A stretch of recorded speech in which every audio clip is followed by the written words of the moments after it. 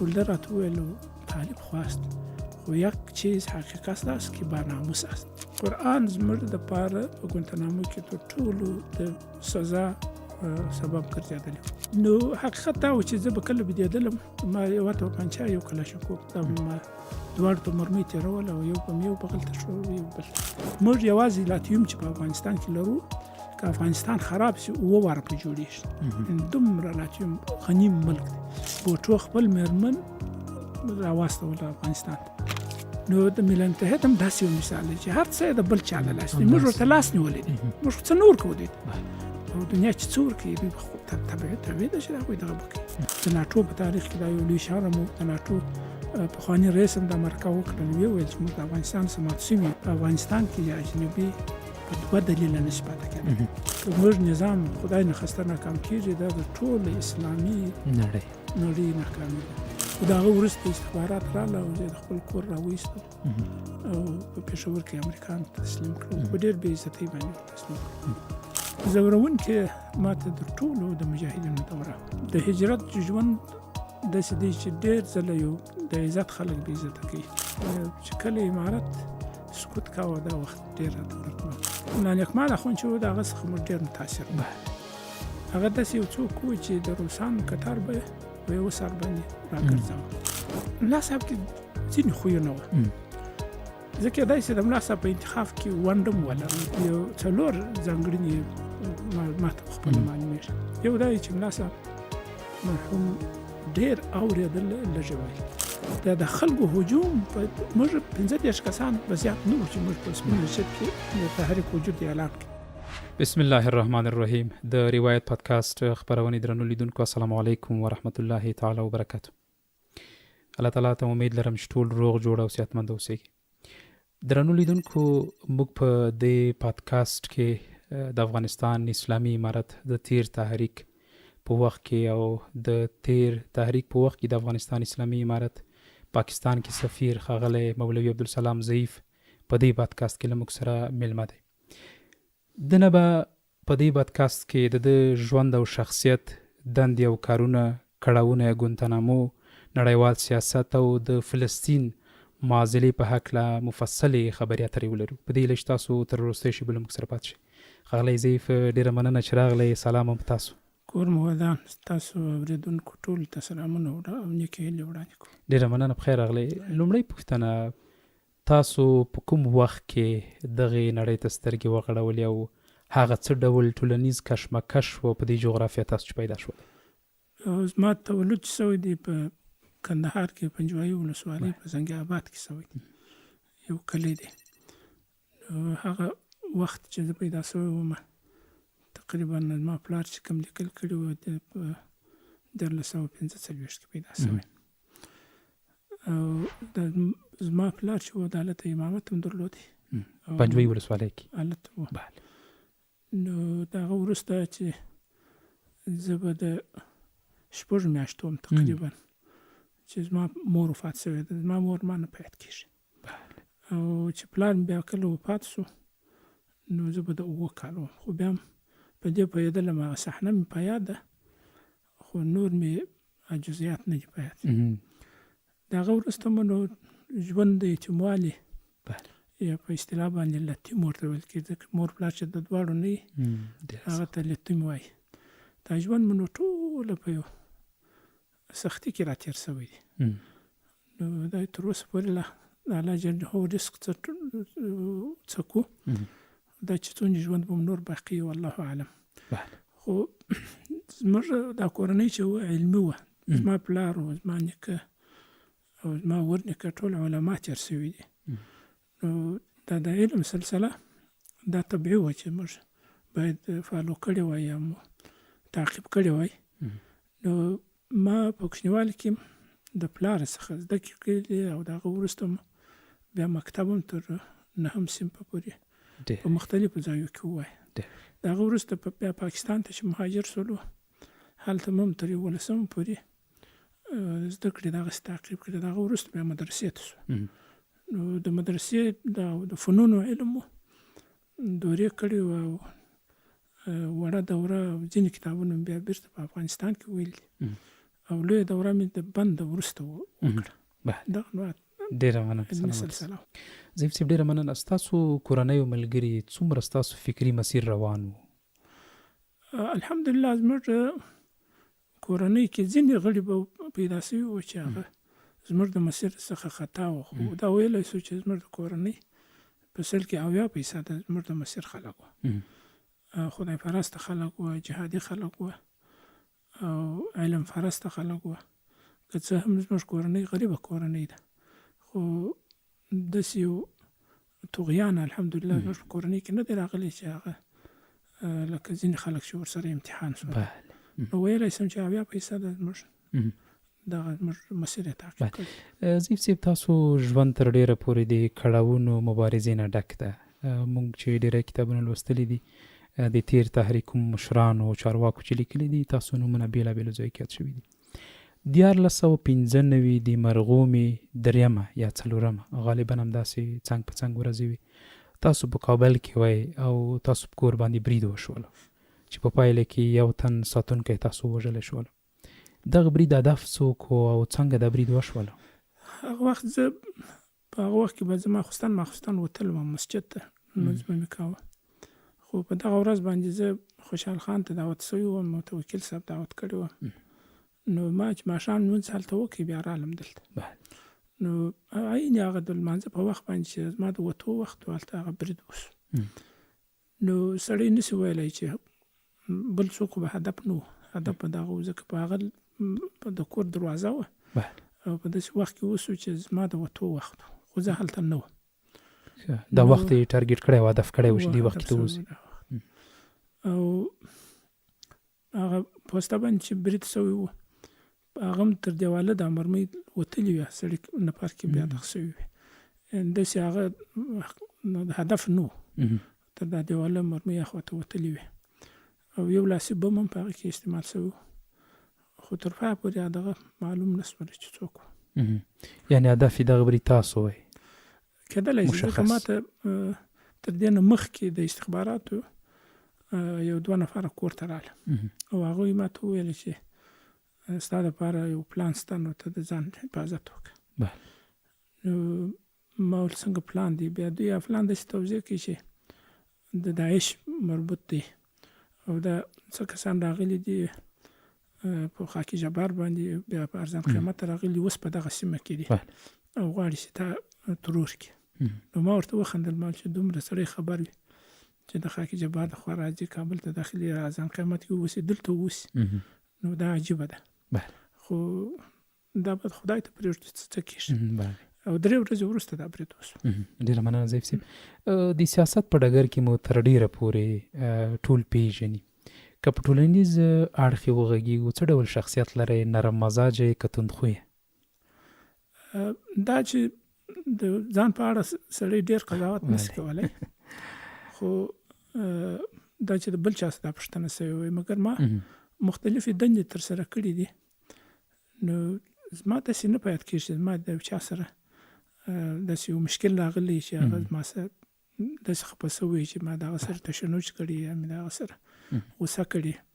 طبیعتا زما طبیعت دا دی چې افغانان مظلوم دي، ځورېدلي دي او غریب دي، د هغوی سره باید تر حد اقصا پورې نرمي وسي او ما خپله دغه دریځ نیولی دی. نرمښت کوئ، نرم ملګري دوستان ټولنې سره توصیه مې هم دی. بله، د پیل نه تر اوسه پورې تاسو د تولد نه تر اوسه پورې په دغه ټولنه کې چې ژوند کوئ څو پړاوونه تیر شوي دي او د چا په پاچاهۍ کې ډېر وځورېدلی؟ زما چې په یاد کېږي د ظاهرشاه په وخت کې زه نه پوهېدم دونه، خو داود خان په وخت کې پوهېدلم او بیا د هغه وروسته د ترکي وخت و، بیا د هغه وروسته د امین وخت و، بیا د ببرک کارمل وخت و، بیا پسې نجیب رالی، بیا پسې مجاهدین راله او د هغه وروسته بیا امارت رالی یوه دوره، خو بیا دا 2 دورې نورې پکې تېر شوې، دا د وروسته امارت دی. نو چې 2 دورې شولې، ځورونکې ما ته د ټولو د مجاهدینو دوره وه، ځکه د هغه اخواته چې موږ جهاد کاوه نو زموږ دلچسپي دا وه چې یا باید شهادت منصب شي او یا د یو اسلامي نظام اقامه راشي په افغانستان کې، او دا دواړه مو د ځان لپاره بریا بلله. که په دې کې موږ څونې ستونزې لیدلې وه او ورسره مخامخ کېدلو، د هغوی څه مو خوند اخیستی، ستونزې نه راته راښکارېدلې. د مجاهدینو په وخت کې ځکه ځورېدلو چې د جهاد نتیجه دغه تقاضا نه وه لکه دا دوی چې کوم اعمال وکړه.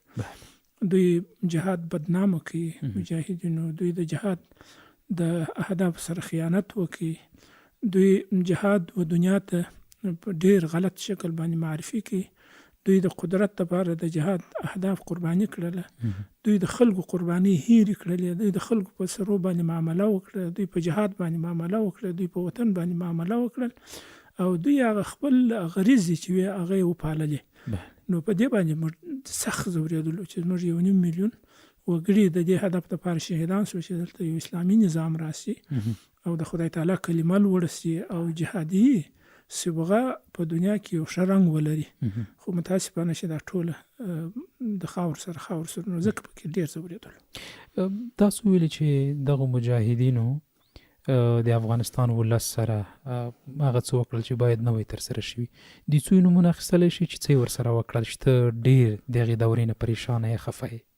زه د ټولو مجاهدینو څخه سړی نه یم خبر. همداسې خبره هغه مجاهدین چې د مجاهدینو نوم یې بدنام کړي، په ډېر کې دا ویلی شو چې جمعیت او حزب و. دوی که اتفاق کړی وای، اتحاد یې کړی وای، نو کېدلی شوی چې دوی د جهاد دغه ثمره تحقق موندلی وای او د دوی په بې اتفاقۍ کې تر ډېره پورې افغانستان ته باسو. تاسې په هغه وخت کې کېدای شي کشران واست یا نه واست پیدا شوي، خو موږ د جهاد ثمره داسې ولیدله چې د جهاد ثمره نه د جهاد د جهاد وروسته داسې یو حالت په کندهار کې راغلی چې نه د چا سر، نه د چا مال او نه د چا ناموس په امن کې و. په یو کندهار کې 5-6 حکومت و. ګل آغا ځان ته حکومت و، دا د محاذ سره مربوط و. استاد لالیم ځان ته حکومت و، دا د اتحاد مربوط و. ملا نقیب ځان ته حکومت و، دا د جمعیت مربوط و. او نور د حزب هلته سرکاتب و، حاجي سعد الله دا ځان ته حکومتونه. په دا مابین کې هلته د منصور په نامه باندې و او دا بیا ځان ته حکومتونه. یعنې ټول افغانستان ویشلی و. زه به یو مثال درته وایم. یو وخت کې زه د پنجوایي سره تلم ښار ته، نو دلته دغه د هندو کوټې ورته ویل، په دې باندې یو زنځیر و. په دې زنځیر باندې 11 کارټنه انګور یو چا زموږ موټر ته راپورته کړه او سړی ورسره راپورته شو. نو هغه د دغه ځای دالته د اصطلاح باندې خدمت یې کوه. نو ما ورته ویل ما ځان پوه کوه چې دا 11 یا 12 کارټنه انګور دي، کومه ځای راوړه ټول دا خو دا موټر سره راکښته کړه. ما ښه دا چې دې راکښته کړه نو پیسې دې ورکړې ویا، نو دا خو زموږ کمیشن دی. ما ښه نو دا خو به بیا تر بولدکه پورې تاسو رسوئ. نو د کندهاري لهجه باندې وویل ولیا بولدک خو نه رسېږي، مګر تر ازرجي بابا نو بیا ښار ځي. ازرجي بابا او د هندو کوټې تر مابین به 3 کیلومتره لارې. په دومره ځای کې دوی تسلط و یا به نه و، په دغه کې هم نه و د دوی تسلط، مګر د هر موټر سره 12 کارټنه یا 12 کریټه انګور کښته کول. دغه نو حالت و. او یو بل حالت چې ما په کندهار کې ولید یو وخت وروسته بیا زه نه راتلم، زما یو بچی و دا مریض و. نو ما د پنجوایي څخه ښار ته راوړی. نو دا سرپوزې څه چې راتېر شولو دلته استاد لالیم دوی به خلک کښته کول، ښځې به یې کښته، د دوی ملا نقیب جنګ و دلته. نو زه یې هم راکښته کړم. زما سره دا ماشوم و، د 6 میاشتو و. نو ما ورته وویل چې دا ماشوم دی، دا به زه ډاکټر ته یې بیایم. نو هغه راته وویل چې دا نشي بیولی، ته به دلته کار کوې او هلته چې به د ښځو کې هر څوک مړ شو به هلته د خاورو لاندې کېږي، ځکه د دوی په مابین کې جنګ و. نو دا ماشوم به دلته ږدې او دومره زیاته ګرمي وکړه، 1 ساعت هلته یې پرې شوی دا مړ کېدی. نو ما ماشوم بېرته هغه موټروان ته ورکړي چې دا که زه پسې درلم خو همدرلم، که نه تا ته زموږ کور معلوم دی، بېرته بیا راوړې زموږ کور ته بیا ورکړي، ځکه دلته د مرګ د ژوند دغه نه ده معلوم. پته نه لګي څه به رامنځته خو زما سره دا وشوه چې دلته یو نفر و، تر اوسه مې هم نه دی پېژندلی، مخې په څوڼو کې پټ و. بیا راغلی بل نفر ته وویل چې دا سړی دې ولې راکښته کړی؟ هغه دلته کار وکړو. نو ده ورته وویل ته دا پېژنې؟ دا خو د روسانو د وخت غازي دی، تا راکښته کړی، دا پرېږده. نو هغه ځینې خلاص کړم، خو د هغې وروسته بیا زه ښار ته ورننغلم. یعنې داسې یو حالت و چې هیڅ شی په امن کې نو زورونکی حالت. ضعیف صاحب دغو مجاهدینو چې کله پیل کول د خلکو افکار چې سر کې جوړول یا په خپله ګټه څرخول لیدلوري څه ډول و؟ وروسته دا ډول شول که نه په یغه وخت کې د یو امیر امر و؟ د دوه علته یې درلود. یو تر ټولو غټ علت یې دا و چې افغانستان یو، خو د افغانستان د پاچاهۍ دپاره 14 مختلفې ډلې روزل شوي او هر یو ته دا فکر ورکول شوی چې ته به د آینده د افغانستان پاچا یې. په دې کې 7 په ایران کې وي او 8 په پاکستان کې. دا یوه زموږ د افغانستان تاریخ سره یو لوی جفا چې شوې ده. دغه وخت سره افغانستان چې بدنام سو، جهاد بې ثمرې سو، یو علت یې دا و. دویم علت دا و چې هغه هم ویلی سو چې د یوه امیر نشتوالی و. د تنظیمونو په مابین کې تنش و، هم د عقیدې په لحاظ و او هم د سیمې و، د سمت و، د ژبې، دا ټول شیان ته لمن ول شوي و. نو په دغه نامه باندې افغانستان تقریبا د تجزیې سره مخامخ شوی. نو دا دواړه علت موجود و. بله، دې برخې ته به انشاءالله بیا وروسته راسو چې څنګه به امارات اقتدار ته ورسېدلو. د کډوالۍ یا د مهاجرت ژوند که یوه جمله راته وایي هغه به څه وي؟ زما په تاریخ کې چې په یاد کېږي هغه دا دی چې د هجرت ژوند داسې دی چې ډېر ځله یو د عزت خلک بې عزته کوي. زموږ کورنۍ داسې و چې زما په نظر به موږ د ښځو مخ چا نه ولیدلی، نه به پوړنې چا لیدلی. په داسې یو محل کې موږ ژوند کاوه. خو د هجرت په ماحول کې چې کله موږ ولاړو نو هلته موږ داسې شولو لکه کوچیانو ژوند. سطر هم مات سو، حریم هم مات سو، او همدارنګه هغه د خپل وطن د عنعناتو د دغه څخه لرې شولو، د ارزښتونو څخه. دغه زما فکر د تاریخ یو لویه دغه ده، سړی ویلی شي د هجرت. یو بل شی هم شاید زه ووایم، د افغانستان په تاریخ کې چې څومره جنګونه سوي وه او کامیابي هم الحمدلله برخه سوې وه، د امارات چې هم په بر صورت په هغه مسیر باندې روان سو، هغه دا و چې دغه تحریکونه و د قومنده دا په دننه د افغانستان کې و، د دننه د افغانستان څخه رهبري کېدله. خو اول ځل و چې موږ د خپل وطن څخه ووتو او زموږ رهبریت د باندې و او نتیجه هم معکوسه راووتله. نو دغه زما ډېره مننه، سلامت ضعیف صاحب. په هر انسان کې د شخصي ژوند او دیني رسالت ترمنځ یو توازن موجود وي. ستاسو د کورنۍ ژوند، پلارتوب او ټولنیز مسؤلیتونه تجربې څنګه له دیني او علمي ژوند سره یو ځای شوې؟ ما مخکې چې وویل زموږ د کورنۍ علمي وه او زما خپله هم دا دلچسپي وه چې زه باید په علمي ډګر کې وځلیږم او د خپل اسلافو په لار باندې ولاړ شم. ماشومتوبه د فکر در سره و، ځکه موږ چې رالوی سوي او دا ژوند کړی دی دا ټوله په یو علمي سویه باندې کړی، علمي فکر باندې مو کړی او ځان مسؤله ګڼو چې موږ باید د خلکو سره مرسته وکړو، خاصتا په هغه عرضه کې یا په هغه عرصه کې چې هغه د خلکو د علمي اړتیاوې او الحمدلله تر ډېره پورې دا کار کړی دی. اوس هم ورته ژمن یم. ډېره مننه.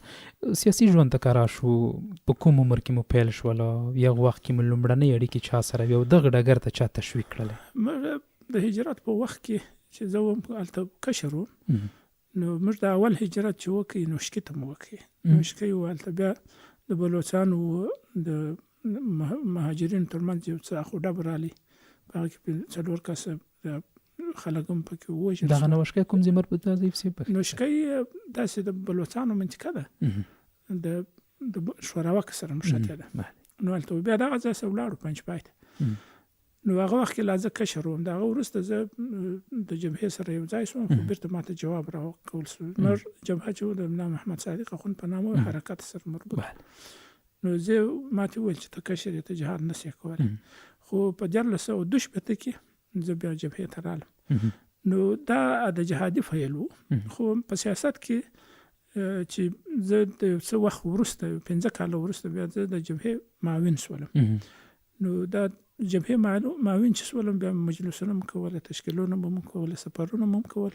نو دغه د سیاست سره یو ځای کېدل چون هغه د خپل هغه تجربې په اساس باندې د خلکو سره تعامل په اساس باندې بیا نو په سیاست کې دغه سپیڅ راپاتې شول. بله په دې مبارزه کې تقریبا ډیر وخت کېږي تا ویل چې ما د تاندې ځوانۍ نه سیاسي برخې ته مې رادنګلي دي کومو جریانونو ډیر وځورولې یو خو د مجاهدینو د وخت یادونه وکړه نور څه و کوم کشمکشونه و؟ د افغانستان حالت ټوله داسې دی چې سړی په کشمکش کې را روان و خو کله ځورونکي و کله بیا سړي خوند ترې اخیستی. د جهاد وخت چې و دا سره د دې چې موږ د اشغال لاندې و افغانستان په هر ورځ په سوونو انسانان قرباني ورکولې شهیدان به کېدل نور خلک به مړه کېدل افغانستان کې روسان موجود و عملا خو هغه ژوند ډېر خوشحاله و ځکه هغه وخت کې موږ شهادت هوادار وو بلکل مو غوښتي او دا مې د ځان لپاره بریا ګڼله. خو مخکې چې مې یادوري وکړې د مجاهدینو په وخت کې ډېر وځورېدم.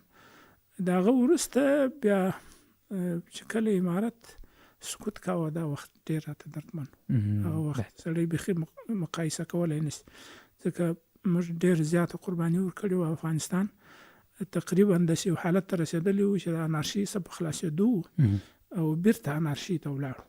افغانستان د استقلالیت خواته نږدې کېدی او بیرته اشغال ته ولاړې نو دا دویم ځورونکی حالت. له لوی ملا صاحب سره یا د افغانستان اسلامي امارت بنسټګر مرحوم ملا محمد عمر مجاهد سره مو لومړي ځل ملاقات چیرته وشو؟ د چې و د حفیظ الله اخندزاده سره په سنګسار کې مجاهد و هغه وخت او موږ په نلغام کې وو خو زموږ او د دوی عملیات چې د روسان په ضد به کېده اکثره ځای موږ سره یو ځای و نو زموږ اول تعارف هم په سنګسار کې اوس په یو قوه کې و. هغه قوه کې ملا نعمت اخند یو ډېر تکړه مجاهد و بیا په هغه جنګ کې شهید هم شو. نو هغه ځای کې ما ملا صاحب او ملا معاذ الله اخند دوه د ملګري دا دوه هلته ما ورسره تعلق پیدا شو چون دوی در موږ مشران هم وو خو ډېر یو دلاور او باشجاعت عملیات یې کول او وارخطایي یې نه درلوده نو هلته داسې ممتاز و په خلکو کې معلومېدل په مجاهدینو کې چې دا خلک دي نو هلته په سنګسار کې اول تعارف ماته سره شوی. د دغه ملاقات کې څه راته وکړې څنګه شیبه وه او څومره د خوشحالۍ احساس دې کولو څومره په خپلو تصامیمو کې چې مخکې دې هم دغه فکر د جهادي فکر و او شهادت ځان لپاره افتخار بللو څومره ترې متاثره شولې؟ اصلا دا ملا نعمت اخند چې و د هغه څخه موږ ډېر متاثر وو. هغه داسې یو څوک و چې د روسانو کتار به په یوه سر باندې راګرځاوه او جنګ به یې کاوه. د هغه سره په عملیاتو کې بالکل څوک نه سوای یوځای کېدلی او دا خو یوازې ملا صاحب یا ملا معاذ الله اخند یو څو کسان و چې د هغه سره په عملیاتو کې یوځای کېدل. همدارنګه په هغه وخت کې چې کله ملا نعمت اخند شهید شو نو د هغه یو کرامت هم موږ ولیدی. کرامت دا و چې دی د تیري ولایت د جراوت ولسوالۍ نو د ده ورونه راغله چې دی یوسي خو ده وصیت کړی و چې زه کله شهید سم ما به دلته بدلې ښخوي او د ده سر چې ورک شو د تنې څخه بیل زریدار وویشتی نو بیا د موټر ته واچوي دا مجاهدین ټول ورته ویل چې د وصیت کړی چې دلته شخص دی هغه ویل موږ وړو خو دا موټر په هغه وخت کې نه اوبه وې نه واله و نه خټې وه موټر سلیپ وکړي په هغه کې مځکه کې پټ شو بیا مو راوکښي بیا دی پکې واچوي موټر یې وکښي خو چې بیا دغه وکړي بیا پکې ټایرونه په همدې وچه خاوره کې وچه ځمکه کې پټ شو نو بیا د خلکو ورته ویل ورونو ته چې بالغ به پوهېږي چې نه غواړي بیا نو بیرته دلته شخ کې په سنګسار کې نو د دې څخه ډېر متاثر بله هر څوک ضعیف صاحب د شخصیت اړوند ځانګړنې لري چې ورسره کښېنو هغه تاثرات یې له ورایه ترې ظاهرېږي د لوی ملا صاحب په شخصیت کې څه و چې تاسو ډېر ترې متاثره شوي وای؟ ملا صاحب کې ځینې خویونه وه زه کېدای شي د ملا صاحب په انتخاب کې ونډه هم ولرم ځکه په هغه وخت کې چې موږ تحریک جوړاوه نو په سنګسار کې د سنګسار نه مخکې موږ په پاشمول کې 2 مجلسه وکړه په یو مجلس په زنګي آباد کې وکړي نو په دې فکر کاوه چې څنګه یو تحریک شروع کړو او د دې د مشرتابه دپاره څوک باید غوره شي په دې باندې رایې ورکول کېدلې زما نظر هغه وخت کې دا و چې ملا صاحب د دې لپاره مناسب دی ځکه مناسب دی چې 3 صفاته په هغه کې ما لیدله. یو دا چې دی باشجاعته مجاهد دی. دویم دا چې دی زموږ د منطقې نه دی، زموږ د قومونو سره تعلق نه لري، دلته قومي رقابتونه دي. نو بیا داسې یو څوک پکې دغه نشي کولی چې د دې ځای څخه موږ انتخاب کړو.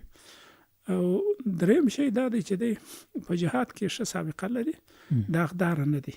نو په دې وجه به موږ باید د انتخاب وکړو. دا زما هغه وخت کې رایه و، بیا وروسته انتخاب هم الحمدلله هسې وشو د نور ملګرو نور شخصیتونو د خوا څخه. په ملا صاحب کې ځانګړتیاوې د هغه وروسته چې ما لیدلې، د هغه مخکې ما لیدلې وې، یو 4 ځانګړنې ما ته خپله معلومېږي. یو دا چې ملا صاحب مرحوم ډېر اورېدل لږ ویل، دا یو صفت. دویم چې څه یې ویل په هغه کې په صادق و، درواغ یې نه ویل. هېڅ وخت یو څوک نشي ویلی چې ملا صاحب چاته درواغ ویل، خبره به یې سپینه کوله. او درېیمه ځانګړنه یې دا وه چې په ملګرو یې سخت اعتماد کوه، چې په چا به اعتماد وکړي، بیا به که به چا شیطانت ورته کوه، که چا به تخریباوه، هغه یې نسوی تخریبولی. او څلورم دغه دا و چې قاطع سړی و، چې کله به تصمیم ونیوي قاطعیت یې کوه. پنځمه غټه بله ځانګړتیا دا و چې هېڅ کار یو عمل د شریعت په خلاف نه زغموي، خو چې کله به یو څه به یې کول، هغه به په شریعت باندې عرض کول. نو دغه کم یو شخصیت و. تاسو ویلي چې مونږ د تحریک له پیل نه مخکې مو ځینې ناستې سره کولې. دغو ناستو هغه څوک اوس چا سره ګوري، ژوندي څوک شته دي؟ ډېر کم شته، ډېر کم شته. زما په هغه وخت کې چې پاشمول کې مو ناسته کړې ده، دغه اوس ماته څوک نه معلومېږي، ډېر شیان سوي. خو بیا په سنګسار کې چې موږ کله کښېناستو، نو په هغه کې ځینې خلک شته، لکه ملا برادر شته، ملا ګل اغا شته، ملا مدرسه الله اخوند شته، حاجي بشر شته، ځینې نور ملګري شته. اوس ملا امیرالمؤمنین سره لیدلي دي؟ یا ښه، که چېرته ورسره وګورئ. داسې مې ورسره لیدلي دي چې دلته دا کابل کې لویه جلسه وه د علماو، نو په هغه کې زه هم ومه، خو ورسره ناسته مې نه ده سوې، فقط مې غوږ ورته نیولی و چې د خبرې وکړې. څه فکر کوئ د ملا محمد عمر اخوند سره به د شخصیت تړاو څنګه وي؟ په علمي لحاظ باندې دی ښه عالم دی. بله. په رحمدلي باندې الحمدلله ډېر رحمدلي دی، ځکه ما ته چې څومره معلومات کېږي، په هېڅ قیمت باندې دی نه غواړي چې څوک دې ضایع شي د افغانستان. حتی په قصاصو په حدودو کې هم دغسې ډېر زیات احتیاط کوي. او که ځینې ملګرو سره یو سهو او اشتباه سوي، هغه یې عزل کړي دي، په کور کښېنولي دي، تر دې دغه هم دی، په دې شیانو کې جدي دی، قاطع دی. خو د ملا صاحب شخصیت بل و، هغه د دې دنیا شخصیت نه و. هغه په داسې وخت کې راپورته شو چې افغانستان تباه سوی و. هغه یو جهادي ډېر لوی سابقه درلوده، ډېر پراخه. هغه په جهاد کې غټه قرباني ورکړې وه، او په جهاد کې خپله سترګه د لاسه ورکړې وه. هغه په غربت کې پایېدلی و، او د اسلامي امارت چې شروع کاوه، دا اسان کار نه و. امکانات نه و، نه امکانات و، نه شهرت و، نه داسې یو ټولۍ منظمه وه. حتی موږ په دې فکر کاوه، ما ته یو وخت یو نفر راغلی، او پاشمول کې اوسېدی، عبدالقدوس نومېدی، دا ډېر ښه مجاهد و. نو زه په ډیمراسي کې وم، دی راغلی ما ته، بیا راته وویل چې زیب صاحب زه صالح ته لاره نیسم په رود کې. صالح په دې پاشمول په سر باندې یو پوسته درلوده، ډېر خلک یې ډېر زیات ځوروله. د کوم صالح؟ صالح په نامه یو څوک و، بیا څه شو ورک شو، مړ شو، خو وتښتېدی. نو هلته چې موږ هغه پوسته ونیوله، بیا هلته 2 جسدونه د ښځو هم پیدا شول چې دوی کښته کړي وي. او دی به کله کله پر دا سړک باندې راوته، یو نیکار بیا اغوستی و، پر سړک پورې روان، یعنې وحشت یې جوړ کړی و. نو ده وویل چې صالح په سپیروان کې کوزده کړې ده، او زه په رود کې پاشمول دلته لار ورته نیسم، دی وویل. نو دی ما ته مشورې ته راغلی و چې زه دا کار کوم. نو ما ورته وویل، ملا القدوسه دا کار مه کوه، ته یې راسې موږ په دې باندې کار وکړو چې څنګه یو نظام جوړ کړو. دا کار ځکه مه کوه چې ما او تا کمزوري یو، که ته دی مړ کې ستا نیت خو سم دی چې ته د الله دپاره وژنې او د ده د فساد په وجه باندې، خو خلک به تا اداموي، تا به راکشي او بیا به زموږ هم زړه درد کوي، زور به نه رسېږي. نو مخکې د دې چې داسې یو عمل وشي، موږ باید یو ځان ته قوت جوړ کړو، ځان ته یو سایوان پیدا کړو چې په موږ باندې لاس ونیسي. د ځان د دفاع لپاره باید څه وکړو. نو ما درته وویل موږ کوشش کوو چې یو څه ملګري سره راجمع سو، یو مشر ولرو، امیر ولرو، یو ټولۍ جوړه کړو. دا فساد سره ټوله دنیا تنګ دي، ملت ورسره تنګ دي، خلک ورسره تنګ دي. نو بیا به دا کړنې کوو. ته اوس دا کار مه کوه، ما د دغه سره دی رامنع کړي. یعنې موږ دغه هم نه درلودی چې که یو عمل وکړو موږ سره به څه کېږي، موږ د کورنۍ سره به څه کېږي. په داسې وخت کې ملا صاحب دا تحریک را شروع کړي او موږ یې شاته ودرېدو. نو د هغه په شخصیت کې زه بیخي فکر نسم کوی. هغه د دې دنیا سړی نو هغه موږ افغانستان د تجزیې څخه وژغوري، افغانستان د انارشۍ څخه پاک کړي، افغانستان کې د علماو یو ټولنه جوړه کړه، طالبانو عزت یې رامت کړي او افغانستان ټول ته نجات ورکړي. هغه د ټول افغانستان محسن دی او موږ ټول قصدار. بله رښتیا چې ستړي دوره ځکه و چې نه امکانات و نه ټکنالوژي وه، مهاجرتونو و افغانستان له ډېرو کشالو سره مخ و. دا پوښتنه همدې ځای کې سید کوي چې تیر تحریک څه ډول پیل شوله، لیدلوری مو څه ډول و؟ مهمه ده چې اسلامي امارت ډېر لوی نوم دی، باید ټول مسلمانان خپل ځان پکې وګوري. اسلامي نړۍ ته مو لیدلوری څنګه و، هیلې مو څه وي ورته؟ خو زه به حقیقت درته وایم، موږ چې کله دا تحریک شروع کوو په دې نیت مو نه دی شروع کړی چې موږ به قندهار ونیسو. زموږ سره دا فکر و چې دغه جهاد چې موږ کړی دی په پنجوایي او په میوند ولسوالۍ کې، د حد اقل دغه سړک باید موږ کنټرول کړو چې دا خلک د مجاهدینو نوم بدي او دلته دغه خلک ځوري. او د خلکو غوښتنه هم زموږ سره دا و چې موږ چون په دې منطقه کې جهاد کړی و، ښه سابقه هم درلوده. هغوی زموږ څخه غوښتل چې تاسې جهاد وکړئ، خو موږ مو د باران سناوي ته کښېنولو. د کمونستانو په وخت کې خو هغه یو حکومت یا اداره هم وه. اوس خو هیڅوک په امن کې نه دی. نو تاسې ولې ناست یاست؟ تاسې ولې یو څه نه کوئ؟ تاسې د خدای نه بیریږئ؟ همداسې بیا راته ویل. بیا موږ راپورته شولو چې حد اقل دغه منطقې ته نجات ورکړو. خو چون دا د خلکو د مشکلات یوازې د کندهار نه و، د ټول افغانستان کې دغه حالت و. د خلکو هجوم موږ 15 کسان به زیات نه و چې موږ په سپین مسجد کې د تحریک وجود اعلان کړي. خو په 10 ورځو کې دا په زراو خلک سو، ترینکوټ څخه خلک رااله، د هلمند څخه رااله، د زابل څخه رااله او هر چا دغه ویل چې بس ځو به. نو دا تحریک په داسې شکل باندې راوښت سو. که نه زموږ اراده داسې نه وه. خو بیا چې کله کندهار ونیول سو، نو بیا مو د دې دپاره دغه وکړي چې اوس یو فکر پکار دی، اوس خو نسو پرېښولی، ځکه نه مو خلک پرېږدي او نه موږ په دا حالت باندې پاتې کېږو، نه مو دنیا پرېږدي. بیا نو دا فکر پیدا سو چې اوس په د دې لپاره مبارزه کوو چې دغه بې مسؤلیت خلک هغه مسؤلیت ته راولو او د افغانستان ته نجات ورکړو او خلکو ته نجات ورکړو. دا اوس زموږ فریضه جوړ سو، ځکه مخکې چې موږ افراد وو، اوس یو ټولنه او قوت د ځان سره لرو، ولس مو شاته ولاړ دی، امکانات مو پیدا کړل، ټانګان او تیاري او موټر او وسیلې مو ټول پیدا کړې. اوس موږ مسؤلیت شو چې دا کار وکړو. نو دغه وروسته مو د تحریک سره رالوی کې تر څو چې بیا کابل ته راورسېدو. کابل کې دغه وروسته خو داعیه بیا نړیواله سوه تقریبا چې باید داسې یو نظام په افغانستان کې جوړ شي چې هغه دنیا رنګ واخلي او دغه اسلامي نظام داسې یو نظام وي چې په هغه کې امن وي، په هغه کې انساني کرامت ساتلی، په هغه کې د بشر د حقوقو ارزښت په حقیقي ډول باید ساتلی وي، هغه خلکو ته او خدای ته مسؤله یو نظام راسي. بیا نو دا یا غټه ضیف صاحب، تاسو د کابل یادونه وکړله، په دې کې شک نشته چې طبیعي د کوم نظام چې حاکمیږي د هغه تر شا ډېر پروپاګنډ ترسره شوی وي، خلکو ته یو ډول معرفي شوی وي. کابل ته مو داخلېدل څه ډول وو؟ څه ډول مقاومت ترسره شول او څومره هیلې امیدونه مو دغو کابلیانو دپاره لرل؟ موږ یوازې د امن داعیه درلوده چې خلکو ته امن راولو، او امن موږ په اسلامي نظام کې لیدی چې د خدای حکم، د خدای قانون په یو ځکه باندې تطبیق سي، هلته امن راځي ورسره.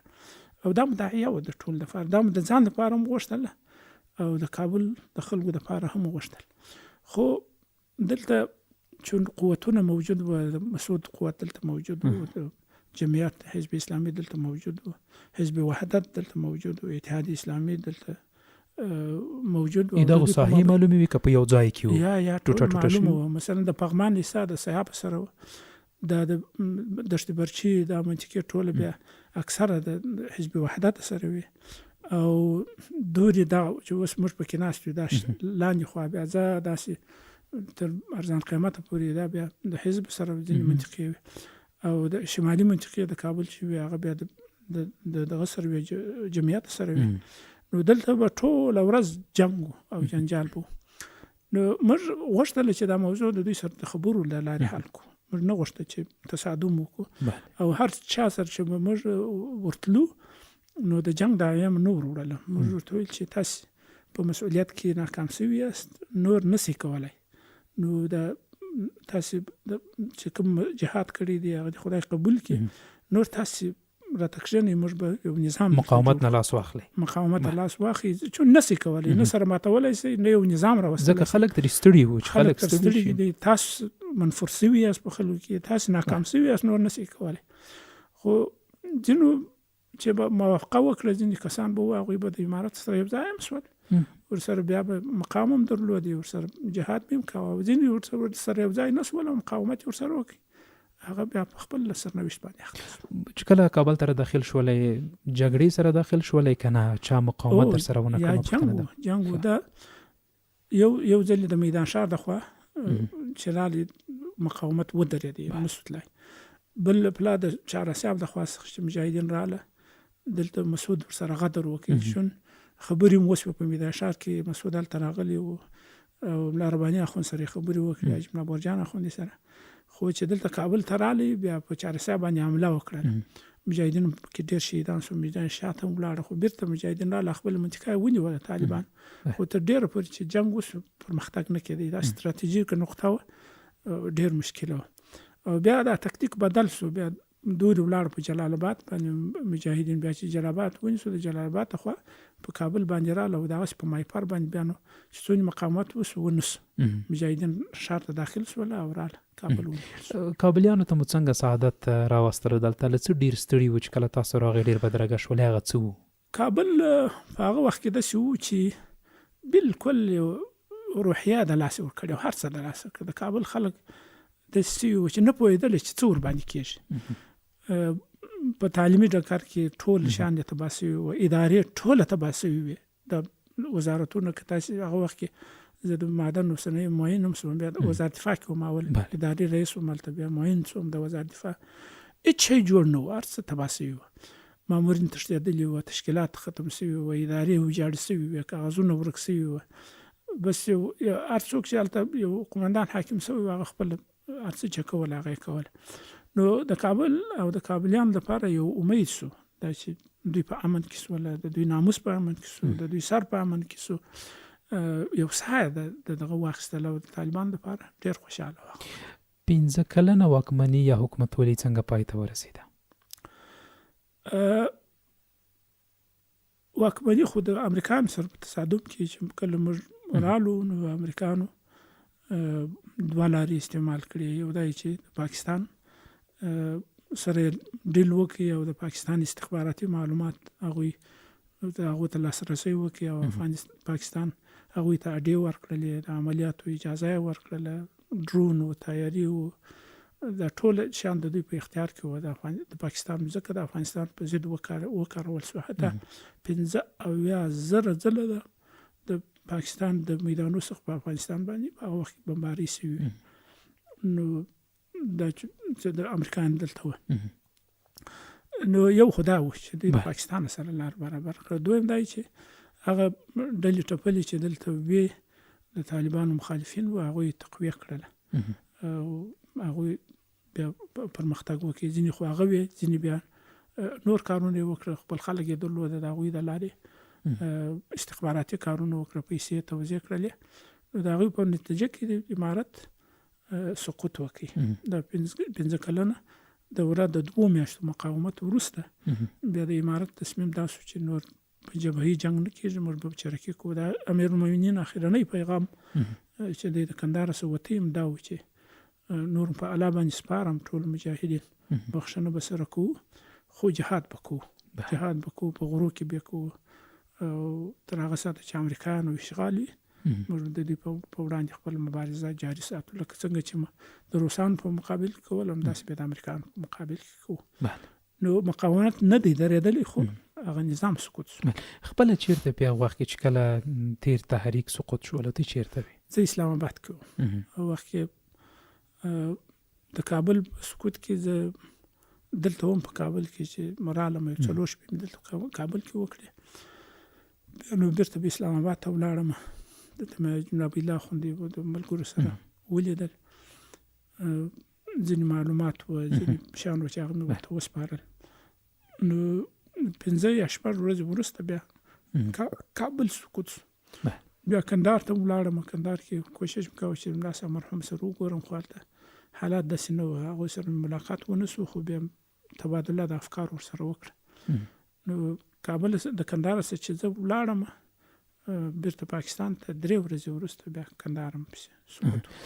ضیف صاحب د لوی ملا صاحب نه بغیر تاسو مشرانو ملګرو سره چې کله تیر تحریک سقوط شولو چا سره مو ډېر لیدل کول، چا سره مو ډېر تبدیلی نظر کول؟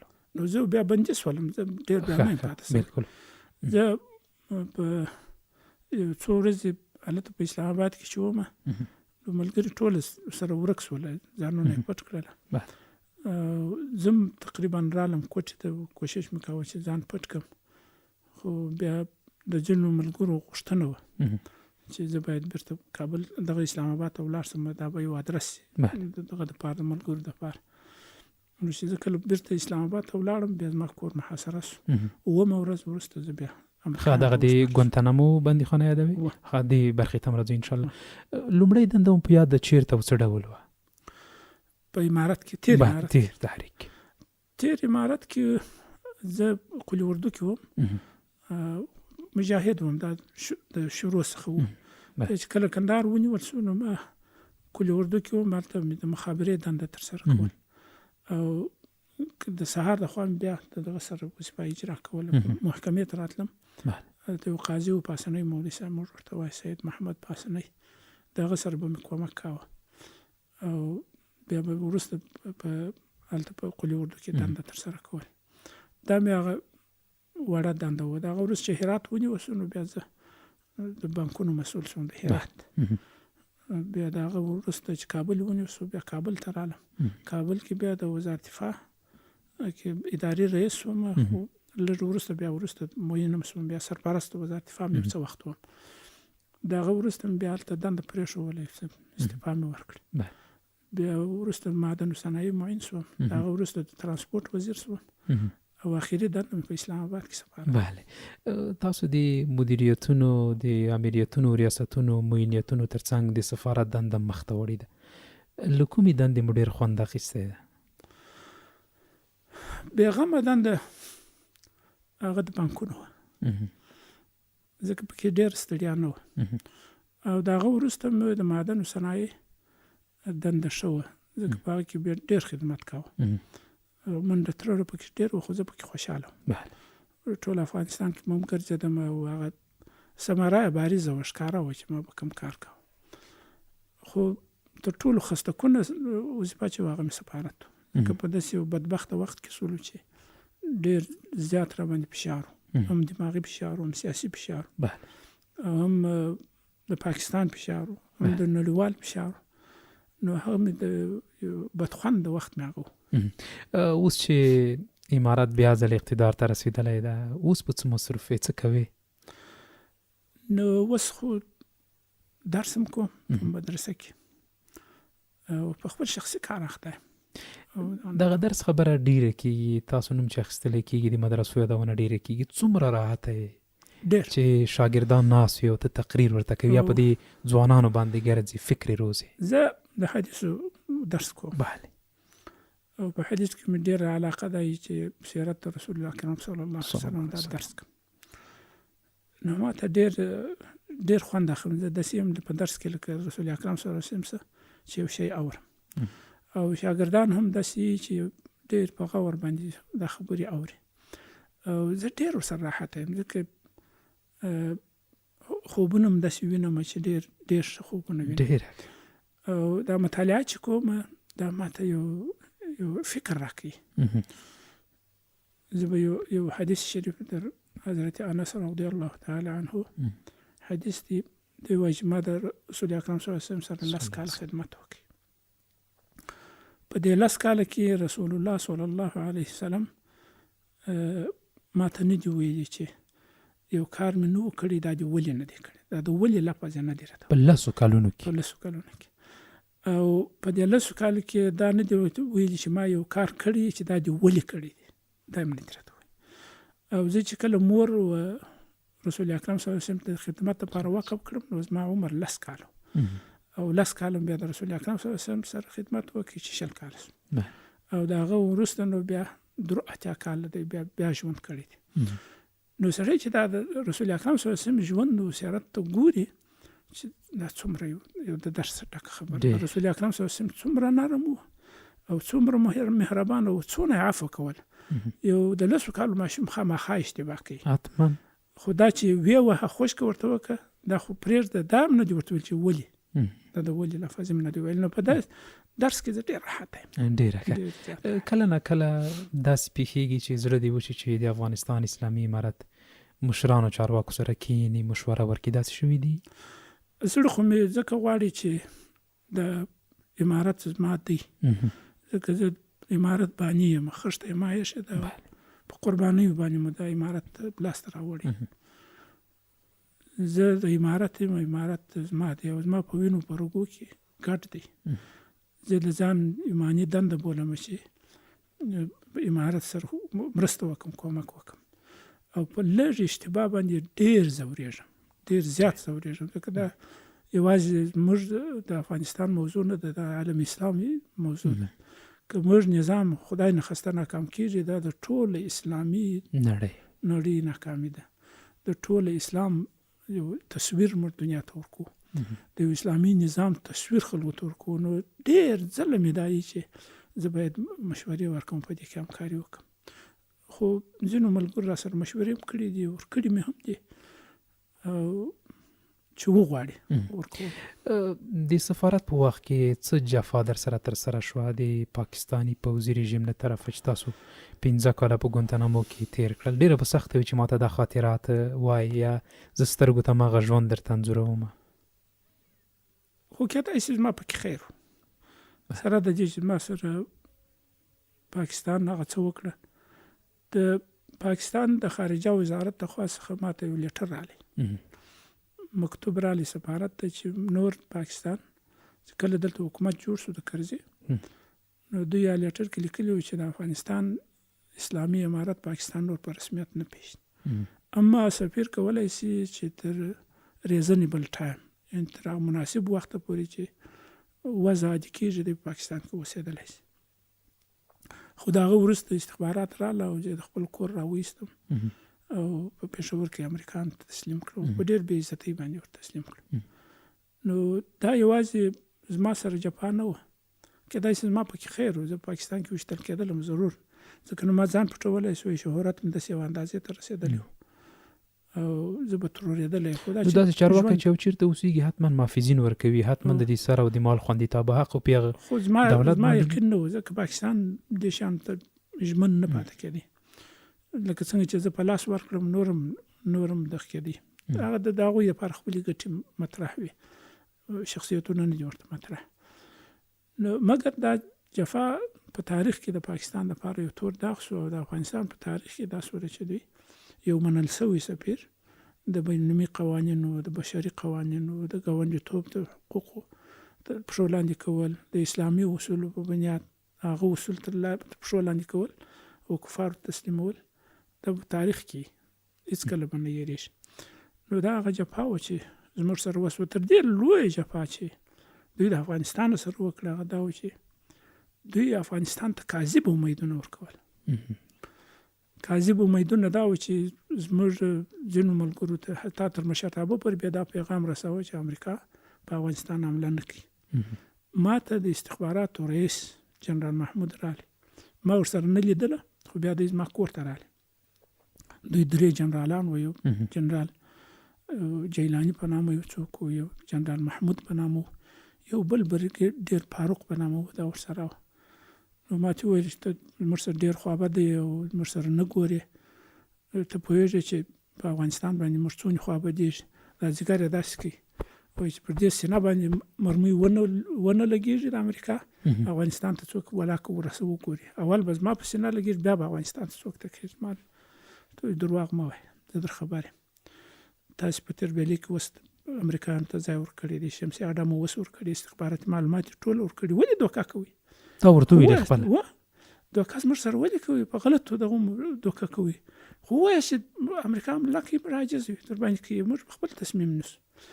نو دوی افغانستان ته به دا اطمینان ورکاوه چې موږ به د امریکا مخ ته ولاړو، خو امریکا سره به هلته معامله کړې وه او ټوله د پاکستان مځکه او استخباراتي معلومات او امکانات ټول د امریکایان په واک کې ورکړل او د افغانستان مځکه او د افغانستان ولس یې په وواژه. که ته فرض کړې چې 15,000 عملیات د پاکستان سره د افغانستان په خاوره سوي، په دې کې یو نفر شهید شوی، نو 15,000 کسان د دوی د خاورې زموږ په ملک شهیدان شوي. نو دا تر افغانستان سره تر ټولو غټه جفا د یو ګاونډي په حیث، د یو اسلامي هیواد په حیث، د یو مسلمان په حیث کنه زه په دې باندې عقیده نه لرم چې دوی دا شان مراعاتوي. او زما هر وخت چې دا توصیه هم دی، خلک به په دې باندې کېدای شي په ما باندې سوء ظن کوي. زه په دې عقیده یم چې پاکستان سره اسلامي او د ګاونډیتوب نوم هیڅ په کار نه دی، هیڅ وخت په دې باندې دوکه نه شي، ځکه هغوی په دې عقیده نه لري. یو څوک چې عقیده نه لري، موږ خو الحمدلله په اسلام عقیده لرو، په اسلامي اخوت عقیده لرو او په اسلامي اصولو عقیده لرو او دې ته ژمن یو، نو په دې کې موږ دوکه کېږو. بله، زه د پاکستان بحث ته هم راځو. تازه یې په خوست، کونړ او پکتیکا کې بمبارۍ هم ترسره کړي دي، دې بحث ته به هم راشو. پاکستان کې چې کله تاسو پاکستاني نظام امریکا ته وسپارلی، څومره وخت هلته پاتې شولې او بیا ګونتنامو کې څه در سره ترسره شول؟ نوره مسلمانان دي چې لیدله که کله ورسره کېناستلې، هغو د ژوند داستان څه رقم ته و؟ امریکایانو سره هر څه وکړه، در توهین نه نیولې، تر شکنجو پورې، حتی تر بدخوابیو پورې، دا ټول شان وسو، تحقیق و، سختي و.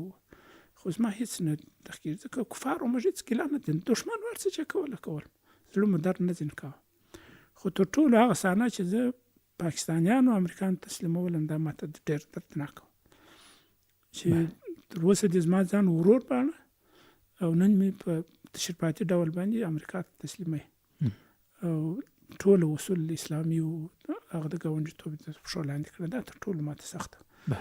ګونتنامو خو طبیعي و، دا یو قبر و، انسان پکې بیخي د ژوند امید نه درلودی. زه چې کله ګونتنامو ته ورغلم، زما دا عقیده وه چې دا زما ځای دی، بیا به کله نه وسم.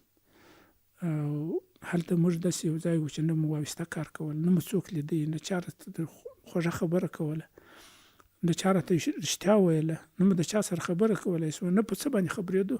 په قبر کې لکه یو مړی چې پروت او په وجود د هغه به شکنجې هم راکول کېدلې، بدخوابۍ به هم راکول کېدلې، زورېدلو به هم، په تحقیق به هم زورېدلو، دا ټوله شان وسول. ضیف صاحب، ګونتنامو د بدبختیو نه ډک زندان ده، کتابونه بېلابېل پې لیکل شوي دي. درې هغه کوم کارونو په دې زندان کې چې تاسو ډېر وځورولی او نه غواړئ چې بیا ورسره مخ شي، که داسې کار یو چا سره کېږي، یو څوک یې ګوري؟ یو خو دا و چې موږ په قرآن باندې ډېر وځورېدو. قرآن زموږ دپاره په ګونتنامو کې تر ټولو د سزا سبب ګرځېدلی و، ځکه دوی قرآن موږ ته نه تسلیماوه او خامخا به دا به لازمي وه ستا سره. خو چې کله به دوی توهین کاوه، نو موږ به په هغه باندې غیرت کاوه، دوی به موږ ځورول. دا یو ترخه دغه. دویم، ګونتنامو کې هغه حالت چې زه خپله نه یم ورسره مخامخ شوی، خو د ځینو بندیان چې ورسره مخامخ وو، هغه دا و چې کله به دوی سزا ورکوله، پنشمنټ په نامه باندې، نو داسې یو حالت هم د خلکو سره راغلی دی چې په دا زنځانه کې یا په دې قفس کې په ده باندې به د شا د خوا اوبه بندې شولې او ده ته به ډوډۍ ورکول کېدله، په غاب کې به نه و، په لاس به ورکوله، او تشناب ته به چې تلې، ده ته نه کاغذ ورکول کېدی، نه اوبه ورکول کېدلې. ده به مجبور و چې په دې لاس باندې ځان پاک کړي او بیا په دغه لاس باندې ډوډۍ بېرته وخوري. دغه هغه ځورونکی حالت و چې د بشري حقوقو د نور حقوقو څخه د امریکا څونې هغه وحشت داوادارم د چې حقوق هم د بشر بدرګه کوي. دریم شی دا و چې هلته قانون نه و، هلته د قانون وجود نه و، هلته چې امریکا عسکر څه تصمیم نیوي هغه یې کول. نو دا درې سره تاسو د ګونتانامو د زندان په هکله کتاب هم لیکلی ده. د ګونتانامو زندان کومه برخه ډیره درته سخته وه چې کله تاسو په خپله لیک ولیکول او دغه برخه مو لیکله ډېرې ځورولي وی، ډېرې دردولي وی؟ څو ځلې د دغه پاڼې باندې کړي وي چې وی نه لیکي، خو بیا د هم راتلونکي نسل لپاره یې تاریخ په توګه پرېښودله؟ زما تر ټولو رښتیا به درته وایم، ما مخکې مو ویله چې زه د امریکا په کړنو نه ځورېدم، ځکه هغه زه وژلی وای، که هر څه یې راسره کړي وای، هغه زما دښمن و او ما دا فرض کړي و چې دا به کېږي. خو تر ټولو سخته راته هغه د پاکستان صحنه وه چې زه د کوره راوتم او امریکا ته تسلیمولم. دغه صحنه ما ډېر شیان اوس هم نه دي لیکلي چې پاته دي، ځکه انساني غیرت یې نه ایجابوي چې هر څه سړی باید ولیکي، په زړه کې مو ساتلي. خو ډېر شیان په دې ولیکله چې د نوي نسل ته معلومه سي چې دا څه رقم هېواد دی، دوی زموږ سره څنګه ګاونډیتوب کړی، دوی زموږ سره اسلامي قوت څنګه پاللی دی، دوی زموږ سره څومره خیانتونه کړي دي. او دا ما یوازې د ګونتانامو انځور کې نه، بیا زما ژوند د طالبانو سره یو بل کتاب چې ډېر مشهور دی، تقریبا په لکاو په میلیونو چاپ شوی دی دنیا کې، او 23 ژبو ته ژباړل شوی دی. په هغه کې مې دا ټول شیان لیکلي دي چې په ما باندې تېر شوي دي، چې په تجارت کې دوی زموږ سره څنګه دوکه کوله، په مذاکراتو کې زموږ سره څنګه معامله کوله، په کنفرانسونو مجلسونو کې موږ څونې تخریبولو، دنیا ته یې موږ څومره ذلیله معرفي کولو، او په هر څه کې دوی زموږ سره دښمني پالله. ټوله د دې لپاره مې ولیکله چې موږ خو دوکه سوي وو په پاکستان باندې، خو چې نوی نسل دوکه نه شي. ډېره مننه. د اشغال پر مهال تاسو کابل کې وئ، دیني مراکز څومره خطر سره مخ وو او د سر او مال څومره خطر درته متوجه وو؟ نو حقیقت دا و چې زه به کله بېدېدلم، ما یوه توپنچه یو کلاشینکوف دا ما دواړو ته مرمۍ تېرول او یو به مې یو بغل ته شو یو بل ته. قصد مې دا کړی و چې بیا به د اشغالګر په ما باندې لاس نه ایښول کېږي په ژوند کې. د شهادت فکر د لا هم په ذهن کې و؟ په ذهن کې و چې کله دوی په ما باندې لاس ایږدي نو زه به داسې یو څه کوم چې زه باید پکې شهید شم او ژوندی دوی ته لاس ور نسم. او هره شپه به م دا راسره کوم. زما په کور باندې 3 واره امریکایانو چاپه وول، یو پله په خوشحال خان کې وه، بله پله بیا په خوشحال خان کې وه، بله پله هلته په دغه کې په ګرامیو کې چې زه هلته وم. دا بوختیا چې علمي دغه و، دا د کبله څخه ما دوه شیان عامل شول د دې چې ما باید ځان ته بوختیا پیدا کړې وای. یو خو دا و چې زه پاکستان ته تللی نه شوم، ځکه پاکستان چې زما سره څه کړي وو ما هېڅ د دې دغه نه درلود. که زما سره اجمل الله خوند مرحوم الله دې شهادت قبول کړي، هغه زما سره خبره هم وکړه چې دا ملګري وایي چې ته دې خواته راغلی وای. ما زما خوند در بخښلی دی، که ما په مرګ باندې تاسو ته څه دغه کېږي، یو څه حاصلېږي، نو یو څوک راواستوي ما وولي، څه به قسم په خدا که زه دفاع د ځان وکړم د تاسو څخه عمارت څخه، زما په مرګ کې خیر یې، خو پاکستان ته نه شم تللی، په هېڅ قیمت نه شم تللی. که بل ځای وي هر ځای ته راته ووایاست ځم، خو دا ځای ته نه تلم. نو زه د یو مجبوریت په حیث باندې دلته نه مې سوی کولی، مجبور وم چې دلته وم. او د ځان دپاره چې بختیار نه کې پیدا، خو بیا خلک سره سوال یې د هر چا سره چې نو څه کوي. زما سره دا فکر و چې دا یو عامل و. دویم عامل دا و چې ما خپل بچیان یو مکتب ته واستول په خوشحال خان کې، نو هغه په دوی باندې لازمي کړه چې ته به هم درشي اغوندې هم به نیکټای تړې. زه هغوی ته په عذر ورغلم، ورته مې وویل چې ګوره زموږ دا کورنۍ داسې نه ده، د درشي به واغوندې پروا نه کوي، هغه خو ستاسو یونیفورم دی، خو دا نیکټای کې ډېر اختلاف دی، دا کار مه کوه. هغه ولیا اوس ما سره دا فکر پیدا شو چې زه به یو اسلامي دغه جوړ کړم. بیا مې افغان مدرسه وړه د 10 ماشومانو څخه را شروع کړه، او افغان ښوونځی دا مې شروع کړه چې بیا تر افغان پوهنتونه پورې ورسېده، پوهنتونه پورې. او الحمدلله دا اوس موږ په 0 شاګردان لرو، ډېر، او دا په عصري علومو کې هم لرو، خو یو اسلامي ماحول مې جوړ کړ، یو اسلامي ماحول. زما سره تقریبا په یو وخت کې 1800 زنانه شاګردانې وې په ښوونځیو کې، او په مدرسه کې دا اوس موږ فارغان یم الحمدلله لرو. او تر 300-400 شاګردان هر کال موږ سره وي. خو قسم به درته واخلم چې تر اوسه ما د یوې مخ نه دی لیدلی ډېره په دې ټول وخت کې. او دا ماحول مې هم دغسې جوړ کړی و چې هېڅ نارینه نشي کولی چې د ښځې مخ وویني. دا ټول د یو اسلامي فکر، یو اسلامي نمونه د تعلیم او د تربیې دا ما په هغه وخت کې جوړه کړه. تر اوسه پورې هم دا روانه ده. نو په دې باندې بوختیا شول الحمدلله. تر اوسه پورې دا روانه. تاسو د خپلو بچیانو مثال ورکړلو چې د اشغال پر مهال کوم ښوونځي کې مو شامل کړي وو، هغوی د پتلون او د نیکټای غوښتنه ترې کړې وه، بیا مو د خپل مرکز یادونه وکړه، دا مو جوړ کړل. طبیعي ده چې په دې مرکز کې چې کوم شاګردان یا شاګردان هلکان او نجونې در سره وو، طبیعي ده چې هغه به هم دا رقم د کسان وو چې ځه ورېدلي په ښوونځي کې مدرسه کې. کېدای شي ځکه موږ چې به هر کال داخله کول نو نه مو سوه کولی. زموږ به په 3,000-4,000 کسانو داخله و، خو موږ به دغسې 200-300 کسان اخیستلی شو. یعنې د واویستې ټلیفونونه د خلکو به نه مو سوه کولی. دومره زیات دغه حجم یا هجوم په موږ باندې. نو دا کېدای شي داسې خلک وو. حتی یو نفر ما ته وویل ستا پوهنتون ډېر کامیاب دی. ما ولولي تا ته څه معلومېږي؟ انجینر ابراهیم و، د شورای امنیت معاون و. هغه راته وویل وایي یو پنجشیری دی زموږ سره د طالبانو ډېر ضد دی، خو د هغه دوې لوڼې په افغان پوهنتون کې دي. وایي ما پوښتنه ځینې وکړه چې ستا لوڼې چېرې درس وایي؟ ول په افغان پوهنتون کې. ول ما تعجب وکړ، افغان پوهنتون؟ ول ده ول نو ما ویل خو ته طالب دی، طالبان پوهنتون دی او ته دونې ورسره ضد یې؟ ول ده راته وویل طالب خواست خو یک چیز حقیقت است که با ناموس است و به خطر مواجه. دا اعتماد د خلکو داسې و چې دا په دې شیانو کې ډېر حساس و. نو دوی هم زموږ سره هلته درسونه به وایي. ضیف صاحب، د پاکستان د خاورې نه، د پاکستان د جغرافیې نه، د پاکستان د نظام نه تاسو ډېر خاطرات هم لرئ او د پاکستان په سیاست باندې تاسو ډېر پوهیږئ.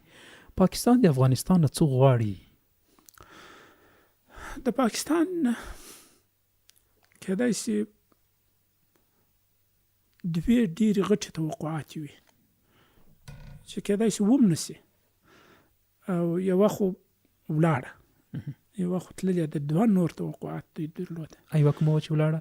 یوه دا وه چې د دوی په منځ کې چې کوم هغه پټ معلومات و، هغه دا و چې دوی ځان یو پاور بولي، یو قوت بولي، یو اټومي قوت. دا اټومي قوت د خپل ځان لپاره یو دایره غواړي چې دلته دغه منطقه باید ولري. نو په ټول د پاکستان باندې دا کافي وه، خو په عرض باندې بیا کوچني وه. دا کافي نه ده چې دوی د خپل اټومي دغه څخه دفاع وکړي. نو دوی د سره داسې یو توقع که افغانستان هم د پاکستان په جغرافیه کې داخل شي نو د عرض به هم دغه نیسي، بیا به د پاکستان امنیت لپاره دا وي. دا یو وخت د دوی توقع او د دې لپاره کار هم وکړ، خو ناکام شو. خو اوس دا فکر نه دی، اوس دوه فکره نور دي. یو فکر د دوی سره چې و هغه دا و چې په افغانستان کې داسې یو مرکزي حاکمیت باید رانسي چې د ډیورنډ اخوا محروم افغانان سترګې ورواړي. دا یو. نو دوی په افغانستان کې هر وخت داسې یو کمزوري حکومت غواړي، بدنام حکومت غواړي چې د خلکو په د عقیدې په لحاظ هم په هغه باندې عقیده ونه لري او د ارزښتونو ملي ارزښتونو په وجه هم هغوی ته میلان ونه کړي. دا یو دی. دویم، د افغانستان مستقبل د اقتصادي رشد دی چې د هغه څخه دوی ډېر سخت بیریږي. په افغانستان کې که امن راځي، افغانستان اقتصاد رشد کوي. او افغانستان په داسې یو جغرافیه باندې حاکمیت لري چې ټوله د طلاو ډکه ده. طلا دا معنا چې معادن ټوله طلا ده. موږ یوازې لاتیوم چې په افغانستان کې لرو، که افغانستان خراب شي 9 واره په جوړېږي. دومره لاتیوم غني ملک دی.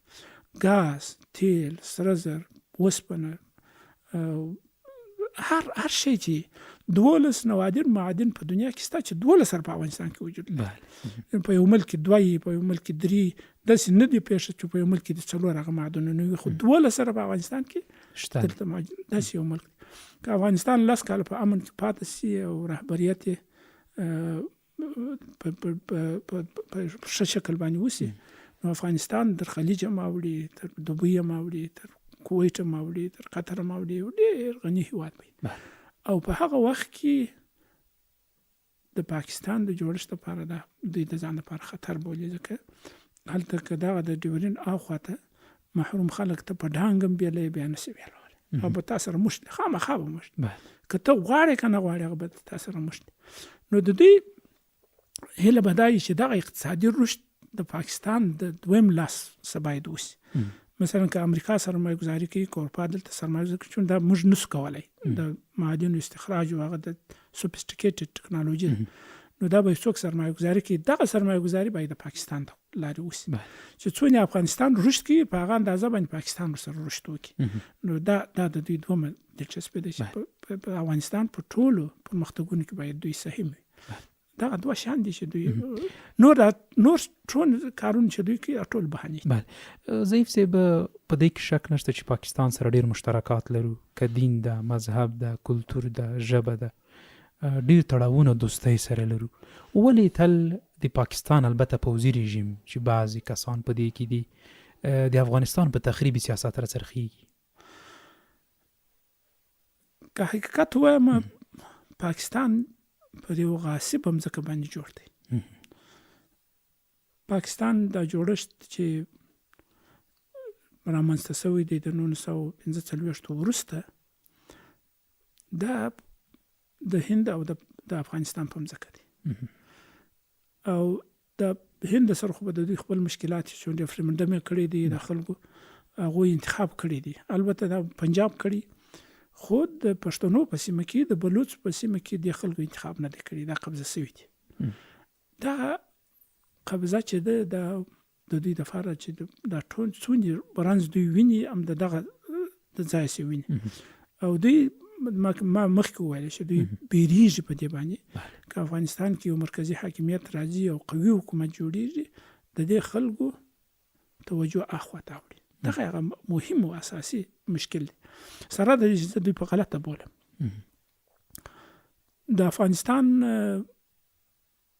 سیاسي جوړښت او یو مرکزي حاکمیت دا د سیمې لپاره امن دی. دا یو په افغانستان کې یو قوي حکومت جوړېدل دا د افغانستان د خلکو مسؤلیت په خپل په ځان باندې تحمل کول دي، په بل چا باندې نه دي.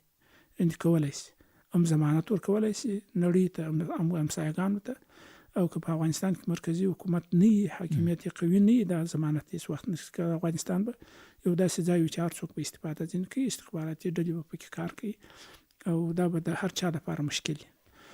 د افغانستان اقتصادي پرمختګ دا د سیمې پرمختګ دی، چون افغانستان په اسیا کې د زړه حیثیت لري او څومره چې ورغول شي غوندې د دنیا ورسره ورغول کېږي، څومره چې دا سالم پاتې شي، څومره چې پرمختګ وکړي د منطقه اسیا میانه ټوله ورسره پرمختګ کوي. زه د پاکستان پوځي رژیم ته توصیه کوم په دې باندې چې دوی د افغانستان په تخریب کې خپلې ګټې نه لټوي، د افغانستان په ثبات کې دې ولټوي، د افغانستان په امن کې، د افغانستان په اقتصادي پرمختګ کې ولټوي. د اروپا یو ښه مثال موږ ته پروت دی. اروپا کې هم دا مشکلات وه، د جغرافیې مشکلات وه، د ژبې مشکلات وه، د سیمې مشکلات وه، خو نن اروپا ټوله په یوه کرنسي باندې اتفاق کړ، د مشترکات یې ډېر کړل. ته چې د فرانسې څخه جرمني ته ورځې بیخي پوهېږې نه چې ته جرمني ته ولاړې، نو ټوله د یو ځای باندې واورې په دغه ته داخل شوی، په لوحو به ووینې چې جرمني لیکلي وي، هلته به بل شی نه ویني. دوی هغه اقتصادي مشکلات او کلتوري مشکلات سره ډېر کړل، دا مشکلات یې د بینو یوړ. نو که موږ په دې باندې فکر وکړو، پاکستان په دې باندې فکر وکړي چې د افغانستان ثبات دا د سیمې ثبات دی، د پاکستان ثبات دی، د ایران ثبات دی، د ټول اسیا ثبات دی، په دې باندې باید فکر وکړي، تخریب فکر د ځان سره ونه کړي. او افغانستان په تاریخ کې افغانانو یو هغه مردانګي لري، چا سره دغه نه کوي، نامردي نه کوي. چې کله بنګلادیش د پاکستان جلا کېدی نو هلته بوټو په پاکستان کې بوټو خپل مېرمن راواستول افغانستان ته او نانواتې په شکل دوی ځکه پیدله چې او د دوی سره دا بیره وه چې دا خو هندوستان کامیابه سو، بنګلادیش جلا سو، پاکستان په ډېر بد حالت کې دی. که افغانستان حرکت راوکړي ډیورنډ خلاص ټکو به ځان رسوي، هېڅوک مقاومت هم نشي کولی. او دغسې حالت هم و، خو هغه راله ظاهرشاه ته پلو وغوړاوه چې موږ په داسې یو بد حالت کې په موږ کارمند راغلو، خلاص یاست، موږ د خوا مطمئن اوسئ. دغه شهامت په افغانانو کې وو چې د هندوستان سره دوی په جنګ کې وو، هغوی د خپل حق چې خپل مځکه د هغو او کولای شو په یوه ساعت کې نیولې وای، خدای ونه کړه. خو په دوی کې بیا دا شهامت نشته، زموږ د دې غریب حالت سره، زموږ د مظلومیت سره، زموږ د ځورونې سره، د ټول څخه دوی بله ناوړه. ضعیف صاحب د امریکا یوه لویه پروژه د پاکستان ګټو دپاره په فرضي کرښه باندې اغزان تار تېرولو.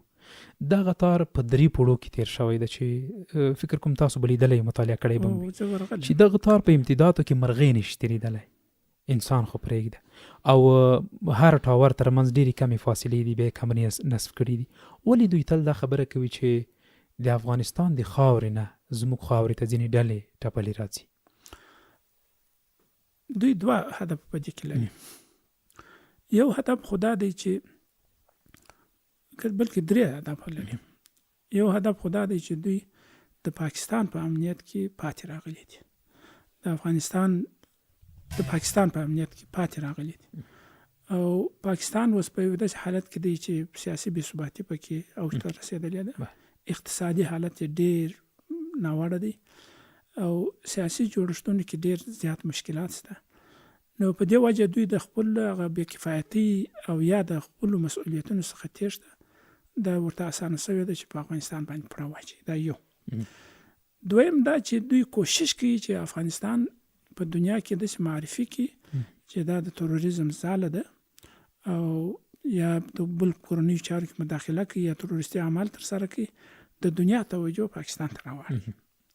او دریم هدف د دې څخه چې دوی غواړي هغه دا دی چې په یو شکل د اشکال باندې امریکا راښکیل کړي دلته، یا د منځګړي په حیث یا د سولې په حیث باندې، او یا په یو بل نامه باندې دوی بیرته امریکا راشي دلته سرمایه ګزاري وکړي او پروژه واخلي، خو هغه فکر هم نه کوي.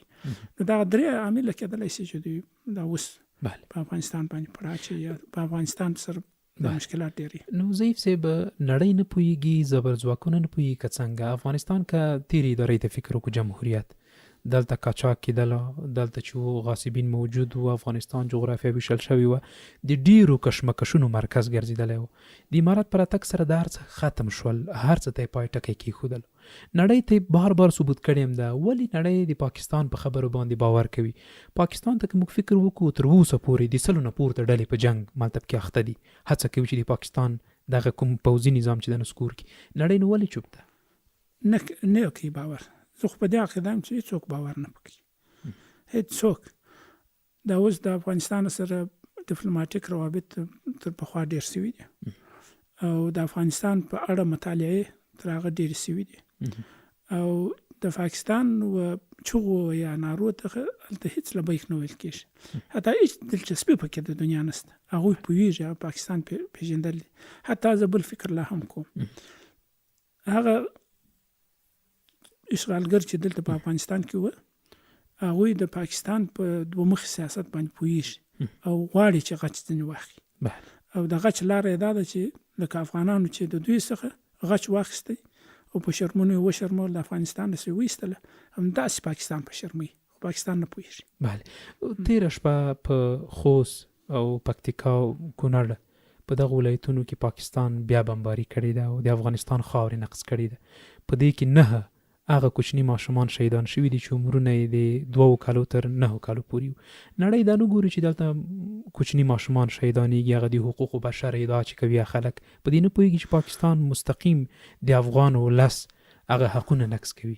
زه په خپله په دې عقیده یم چې په دنیا کې د بشر حقوق، د ښځو حقوق، د انسانانو حقوق دا یو شعار دی، دا حقیقت نه لري. که موږ ولیدل چې فلسطین کې کوم حالت دی، تېر شوم دا نړیواله د اسرائیل ملاتړ کوي، د امریکا د اسرائیل ملاتړ کوي. ځینې خلک خو پوهېږي چې د دې دپاره نارې وایي، خو نظامونه د دوی شاته ولاړ تر اوسه پورې. او د پاکستان په دې حالت باندې هم چفتیا باید دوی غوره کړي، ځکه د دوی مصلحتونه داسې دي. خو یو څه زموږ مشکلات هم شته. زموږ مشکلات دا دي چې موږ باید دغه شانې موضوعات تر نړیوالو ورسو او تر محکمو یې ورسو. د افغانستان په اړه باندې کوچني ولوی کوم شان چې دلته کېږي، پاکستان د هغه تر ملل متحده پورې مرسي، تر هر سفارت پورې هر ورځ رسي، درواغ او رښتیا سره ګډوي او په ملل متحد کې په موږ باندې خدای دوسیه تر 100 وساوښتي دي چې د افغانستان باندې د کړي ثبت کړي او موږ دا کار نه دی کړی. موږ باید فعال شو په دې کې د خپل حقوقو سره د خپل خلکو سره دفاع وکړو، هم په مظاهرو باندې د اواز تر خلکو ورسو، هم داسې یو ټیم د حقوق دانانو ولرو چې حد اقل هغه بشري وضعیت په دنیا کې موږ په سجل کو، هم په نړیواله محکمه کې سجل کو، هم په ملل متحد کې سجل کو، هم تر نړیوال سفارتو ورسو، هم تر هغه بشري حقوقو تر مؤسساتو پورې ورسو. دا کار باید موږ وکړو چې دا موضوع غټه کړو. موږ د افغانستان په جنګونو کې هیڅ داسې ثبوت نشته چې د افغانستان اسلامي امارت یو سړی په نشه کړي و ملکي، خو د دوی هر برید چې هغه ملکیان په نشه کوي. په تیر جنگ کې چې څومره بمباري دوی وکړلې ټوله په ملکیانو باندې وي او ټوله تلفات یې ملکي وو، او دا باید موږ جدي نیولې وای او دا اوس موضوع دا باید جدي ونیسو. په دنیا کې داسې ارګانونه شته که موږ ورته کار وکړو او خلک په اعتماد کې واخلو، فعالیت ورته وکړو، نړیوالو سازمانونو سره هماهنګي وکړو، موږ کولی شو. نړیوال سازمانونه خپل امارات نه واټن اخیستی ده، ولې اوس نړیوال ملګرو ملتونو کې چوکۍ د افغانستان تر اوسه پورې ولې خالي؟ د امارات نور څه ثبوت نړۍ ته وړاندې کړي چې افغانان په سعادت کې دي، دلته مخالفې ډلې نشته او دلته د هغو ډلو روزنه ځای نشته چې د نورو هیوادونو یا د سیمې په خلاف وجنګي. دوی تل دا خبره کړې ده چې افغانستان اوس هغه فضا دغه جغرافیه ده چې هیڅ چاته اجازه نه ورکوي چې د بل چا په ضد دغه جغرافیه وکاروي. زه پوهېږم چې موږ دومره مثبت شیان لرو، دومره مثبت شیان لرو که د دې انعکاس په دنیا کې وسي ډېر شیان کولی شي، خو چې څنګه یې وکړي د دې لپاره برنامه څنګه جوړوي او څنګه یې موږ د خپل مثبت په دنیا کې دغسې مثبت خلکو ته ورسو. منفي نه، منفي مو کم دي، مثبت مو ډېر دي، خو کار غواړي. خلک کوچني شیان په دنیا کې غټوي، لابي ورته کوي، تر خلکو پورې رسي، خلک ورته روزي، یو لاس، دوم لاس، دریم لاس خلکو ته خبرې رسي. اوس خو دنیا داسې په حقایقو بنا نه ده، اکثر په درواغو بنا ده، سیاست هم په درواغو بنا دي، تبلیغات هم په درواغو باندې بنا دي. که ته یو مخ په صداقت باندې کار کوي او صابره اوسې نو ته خپل اواز تر خلکو پورې نه سره کولی. زه کله کله وایم د افغانستان د خلکو مثال داسې دی لکه د پسه د تر غاړه نیولې، چاړې په غاړه ورکښېږدي، حلالې کې لغتې ووایي خو غږ یې څوک وانه اوري. او نوره دنیا داسې نه ده، هغه لکه بېزا چې در غوږ دې ونیوله دنیا در خبرې، چغې هم وایي، نارې هم وایي، زورونه هم وایي. نو دنیا په دغه رقم باندې خبرېږي. سړی باید خپل اواز تر خلکو ورسوي. دنیا ستا اواز نه اوري چې ته د ده غوږونه ور ونه ټکوې، د ده غوږ ته ور ونه رسوې. په ځینو شیانو کې زه موږ ته هم پکار دي چې دا کار وکړو. اما ملل متحد داسې دی چې ملل متحد په دې کې عاجزه ځکه وبوله. یو وخت زه په ګوانتانامو کې وم، یو جرمنی هلته راغلی، نو ما څه پوښتنه کول، د سره سرې په سره کار کوم. نو پوښتنه یې کول، باره ما ورته وویل ما تاسې خو بېطرفه نه یاست، ځکه دغه د حالات چې په موږ باندې تېرېږي تاسې دا انعکاس دنیا ته نه شئ ورکولی، حقیقت نه شئ ویلی. نو ده د شاوخوا وکتل، څوک یې ونه لیدل، باره داسې کښېنستی. مخکې ما ته نه ویل چې زه تا پېژنم. بهر وویل صحیح، ما ویل ته ډېر ناپوه یې. ما ویل ولې؟ ویل ځکه ناپوه یې چې زه دلته چې راغلی یم د امریکا په تیاره کې راغلی یم، معاش مې امریکایان راکوي، دا کالي چې ما اغوستي امریکایان دي، یو کار تا ته وکړم، بلا ولاړ. نو د ملل متحد هم داسې یو مثال دی چې هر څه یې د بل چا له لاس دي، موږ ورته لاس نیولی دی، موږ خو څه نه ورکوو دوی ته. او دنیا چې څه ورکوي دوی طبیعي ده چې د هغوی دغه به کوي. خو ته به بغیر د ملل متحد په نوره دنیا کې لابي کوي چې څنګه د بل چا د نفوذ څخه کار واخلي چې ځان ته لاره پیدا کړي. نو زه خپله په دې عقیده یم چې یو څوک د دنیا لاوبالي ده چې موږ سره دښمني کړې ده، او دا دښمني داسې اسانه نه ده چې د امریکا د دې ځای ووتله او مني یې چې موږ مات شولو، مني یې چې دا د امریکا په تاریخ کې یو لوی شرم و، د ناټو په تاریخ کې دا یو لوی شرم و. د ناټو پخواني رئیس هم د مرکه وکړل، ویل چې موږ د افغانستان څخه مات شوي او خو دا تصمیم چې راووتو دا په ځای تصمیم او په ماته باندې راوتلي، خو هغه دا مني، دا دښمني یې دا اسانه کار نه دی. زه به یو بله خبره درته وکړم. یو وخت کې په دا دوحه کې چې کوم مذاکرات و، هغه ټیم زما سره ولیدل، د امریکایانو ټیم. نو ما ته وویل چې تاسې موږ سره همکاري وکړئ. ما ویل موږ څه همکاري در سره وکړو؟ څه شي کولای شو ول همکاري داسې وکړي چې موږ غواړو د طالبانو سره د یو لاره پیدا کړو یو سیاسي جوړجاړي ته ورسره ورسېږو خو زموږ حکومتونو د طالبانو په وړاندې دومره بد تبلیغات کړي دي چې اوس یې سپینولی نه شي موږ خو ملي حکومتونه دي په انتخاباتو راځي که لږ اشتباه هم وکړو بیا ټول نظام ورسره نړېږي نو تاسې دا همکاري زموږ سره وکړي چې دا زموږ چې کوم تبلیغات کړي دي دا دروغ کوي تاسې د دنیا میډیا ته لاسرسی وکړي تاسې مرکې وکړي که نه شئ کولی موږ به در سره همکاري وکړو CNN سره د فاکس نیوز سره د CBC سره د نورو سره په دنیا کې راوځي کار وکړي چې دا خلک ووایي چې دا موږ درواغ ویلی چې موږ ته لار راورسي چې موږ د ملت ته ووایو چې موږ یو څه کولی شو دوی ته دغه مشکله ده دنیا ته اوس رښتیا هم دا مشکله ده چې موږ یې دومره بد معرفي کړي یو چې اوس د شور په خوله باندې ویلی نه شي دا ښه خلک دي او په زړه کې مني خو دا ویلی ځکه نه شي چې هغه به ورته وایي چې ته زما زوی دې مړ کړي زما وراره دې مړ کړي زما پلار دې مړ کړي نو چې دا ښه خلک و نیک خلک و ولې دا کار کوه ولې دا ملک ته ورتلې دا ورته سخته شوې ده نو دغه مشکلات هم شته موږ باید په سیاسي ډګر کې دومره فعال شو مطبوعاتي ډګر کې دومره فرهنګي ډګر کې دومره فعال شو چې دغه د دوی درواغ ثابت کړو او خپل ځان او خپل کوم مثبت شیان چې لرو دا په دنیا کې مثبت ثابت کړو دا زموږ وظیفه ده چې باید دې ته وکړو نو دغه مشکلات سره ډېر شیان دي چې سړی باید ضعیف صاحب پاکستان څومره د امریکا ګډ ژمن بولی څومره په سیمه کې د دوی لابېګري بولی زه په دې عقیده یم چې دوی چا ژمن د هیچا ګټو ته ژمن نه دی پاکستان یو داسې ملک دی چې کرایه کېدلی شي خرڅېدلی شي خو وفاداري چاته نه لري دا چې یو څوک ورباندې اعتماد کوي چې دوی به وفا وکړي د چا سره دا کله هم نشي کېدلی زه په دې عقیده یم چې امریکایان چې ما مخکې خبره وکړه چې امریکایان چې دلته ماتې خوړلې د دوی پکې د پاکستان رول بولي او دا په تاریخ کې د دوی دپاره یو لوی عار دی خو دا چې اوس مخامخ نشي ویلی ما درته ویلی چې دوی غواړي چې دا انتقام د پاکستان واخلي او ښه دغه هم دا ده چې په افغانانو یې ځینې واخلي نو دنیا زه فکر کوم چې دوی سره صادقه نه ده او د دوی په دا منافقت باندې بالکل پوه شوي دي پوهېږي ضعیف صاحب پاکستان کې خپله د نظام په خلاف په خپله پاکستانیان راولاړ شوي دي او د نظام په ضد جنګېږي تر څو دغه نظام نسکور کړي پوځي رژیم څومره خوبونه ګورې یا څومره فکر کوي چې د پاکستان رژیم به نسکور شي او دغه ناسور به له سیمې څخه ورکېږي حتما دا کېږي یا به زه ژوندی یم یا به نه ځکه یو نظام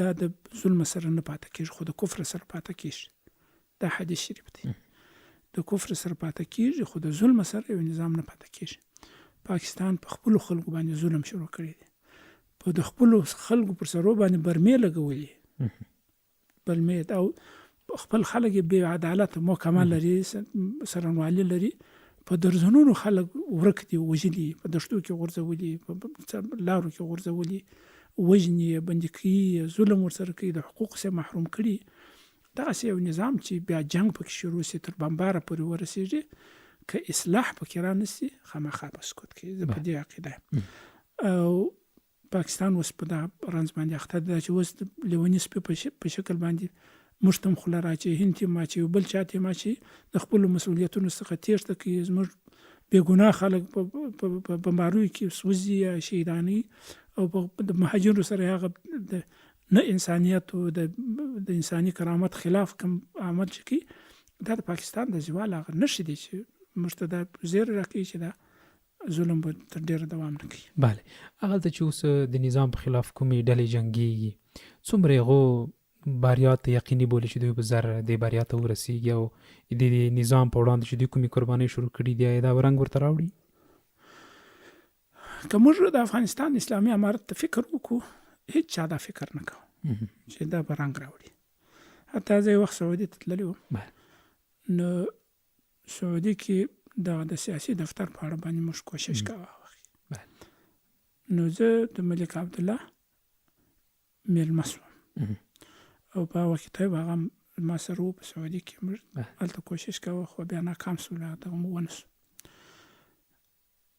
نو یو چا ماته وویل د دوی د چارواکو څخه چې شیخ ضعیف مولا وایي تاسې عقل نه لرئ دلته ما فی مخفي مغزه مو نشته ما ویل ول د خره سره مې سر نیولی دی ورسره وهي نو غر به ماتېږي که به سر خو طبیعي ده چې سر به ماتېږي غر باندې به څه کېږي امریکا غر دی ته سر ورسره جنګوي تاسو کې عقل شته بیا ما ورته ویل ما منصور نومېدی منصور الخنیزان په نامه یو څوک ما ویل منصوره زموږ عقیده په الله ده او زه په دې عقیده یم ما امریکایانو ته مې ویل دي په ګوانتانامو کې مې ورته ویلي داسې نه دي دلته مې ورته ویلي اوس هم ورته وایم چې پښې سپکوئ که نه یې انجام هم د روسانو په رقم یو وخت که زه ژوندی وم که مړ وم ته به ووینې چې دا به رنګ راوړي او دا رنګ راوړي نو دا مې سوال دا جواب مې دا و چې پاکستان هغه کسان چې دوی تمسک په قرآن او په سنت باندې وکړي د خامخا رنګ راوړي خدای رنګ په راوړي خدای ورسره ملګری کېږي د مظلوم مرسته خدای کوي رسول اکرم صلی الله علیه وسلم وایي د مظلوم ښېرا چې ده حدیث کې راځي دا د وریځو په سر باندې پورته کېږي او د اسمان دروازې ورته خلاصېږي او رب جل جلاله قسم کوي په خپل عزت باندې وبعزتي لانصرنک ولو بعد حين وایي زما په خپل عزت باندې قسم مې رب وایي چې زه به ستا نصرت کوم که څه مو وروسته یې تاخیر به پکې راسي مشکلات به پکې راسي خو نصرت به خامخا دغې ته به رسېږي تاسو په خبرو کې ویل چې د افغانستان اسلامي امارت د تیر تحریک نه تر اوسه پورې لومړی درجه غړي وای چې دغه تحریک رامنځته شوی و ځینې خلک دا خبرې کوي چې د تیر تحریک په نسبت اوس چې اسلامي امارت بیا ځل اقتدار ته رسېدلی د نرمښت کوي دا خبره یې هغه وخت وکړله په ټولنیزو رسنیو کې چې ډونالد ټرمپ وویل چې زه به باګرام اډه ونیسم آیا فکر کوئ چې دوی به افغانستان ته بیا راشي یا به پردي اجنبي حضور په افغانستان کې وي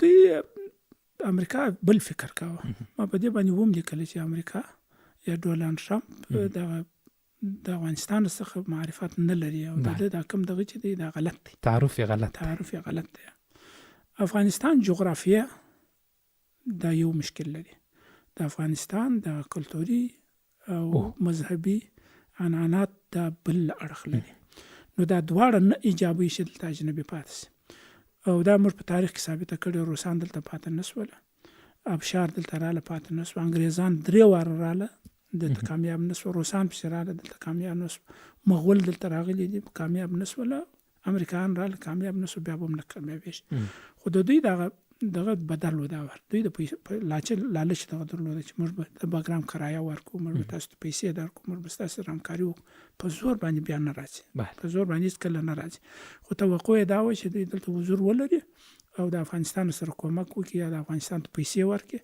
خو زما دغه دا و توصیه دوی ته دا وه چې دوی د افغانستان باید وپېژني په افغانستان کې اجنبي په 2 دلیله نشي پاتې کېدلی یو دا دی چې دلته دا ملک ټول وخت په جهاد او په استقلال کې راپاتې شوی دی نو دا روحیه په افغانانو کې ژوندۍ د هغوی دا نه غواړي دا د افغانانو مشکل ده که هر څوک دا اشتباه وکړي هغه به خپل ځان هم خرابوي د ملت به هم خرابوي لکه دا چې اوس مخکې شوی ده که امارت د سره د محبوبیت سره د علمي صبغې چې لري که دا اشتباه وکړي چې امریکایانو ته یا بل چاته دلته اډه ورکړي دستي به د دوی په ضد باندې مشکلات راپورته کېږي او دا نظام به نه پاتې کېږي نو دا د خپله د دې یوه تقاضا ده دویم دا چې موږ په داسې یو جغرافیه کې یو چې دلته روس دی اټومي طاقت دی هلته د چین دی چې اټومي طاقت دی دلته ایران دی چې اوس اټومي شوی دی دا په هېڅ قیمت له امریکا نه غواړي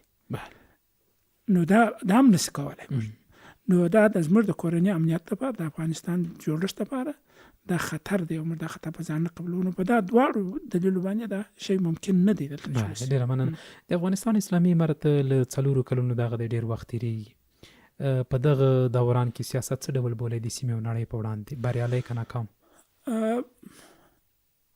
الحمدلله تر ډېره پورې ښه روان دی په هغه اسلامي فکر و په هغه داعیه باندې روان دی خو زه خپله که څوک راڅخه خوابدی نیسي کافیه نه بولم موږ باید ډېر کار کړی وای زما یو وخت دا مو ویلی چې دغه د قطر سیاسي دفتر دا په قوت باندې دغه په سیاست کې تر څو چې د افغانستان سیاسي معضله ختمېدلی دی باید پاتې شوی وای او د وزارت خارجې په رأس کې دوی وای او ځکه دلته موږ 2 شان لرو یو دا چې موږ یو ستراتیژي څنګه په قوت باندې جوړ کړو، دویم دا چې د تنفیذ قوت باید دلته موجود وي چې دا خپل ستراتیژي سره دفاع کولای شي او یو څه فشار هم واردولای شي. نو دا دواړه شان دلته په دغه کې ضرور دي. نو موږ لکه ما چې مخکې وویل، موږ د دنیا درواغ باید درواغ ثابت کړو او خپل حقایق تر دنیا پورې ورسو. دا لارې څنګه پیدا کوو؟ دا سیاسي لارې دي. دا که مستقیم نسو کولای په بل چا باندې وکړو، په بل چا نسو کولای په دریم باندې وکړو. تر هغه وخت باید موږ کوشش وکړو. په دې کې استغنا نه ده پکار، په دې کې څومره کوشش وکړي، څومره سړی پکې ستړی شي، څومره پکې محتاج شي، هیڅ پروا نه. ځکه دلته موږ یو لوی هدفونه روان یو. موږ د اسلامي نظام بقا په دې ملک غواړو، موږ د خپل د ملک د ارزښت تمامیت ساتنه غواړو، موږ د ملک دفاع غواړو، موږ د جامعه او ټولنې د فساد څخه خلاصېدل غواړو. لوی اهداف دي. په دې کې باید شپه او ورځ کار وکړو تر څو چې هدف ته ورسېږو. نو زه خپل په دې باندې دغه یم چې موږ یو ډېر قوي ستراتیژي باید د دې لپاره جوړه کړې وای. د هغه ستراتیژي لپاره موږ دغه ستراتیژیستان روزلي وای. کار وکړو. تر ډېر په دا کار سوی دی. اوس قرار روان یو، خو دا په وخت باندې باید سوی وي، په وخت باندې. ځکه په هغه وخت کې چې د امارات راغلی، هغه وخت کې ډېر وضعیت ګرم و او ډېر شان لاسته راتلل. که اوسپنه چې وایي ګرمه یې ښه ټکېږي، خو کرار چې سړېږي، د اهمیتونه و دغه یو فاصله راځي، بیا سړی هغه شان ته نشي رسېدلی. دا سیاسي سرنوشت د افغانستان چې په دنیا کې موږ باید نمایندګي وکړو، دا زموږ حق دی، د افغانانو حق دی. دا څوک موږ ته په تحفه کې نه راکوي، نه د چا احسان دی، دا زموږ حق دی. یو سیاسي تعامل په دنیا کې بالمثل تعامل دا د افغانانو حق دی، دا د هر ملت حق دی. او موږ د خپل حق ولې نشو غوښتلی؟ باید د دې لپاره ډېر زیات کار مو کړی وای. دا یو.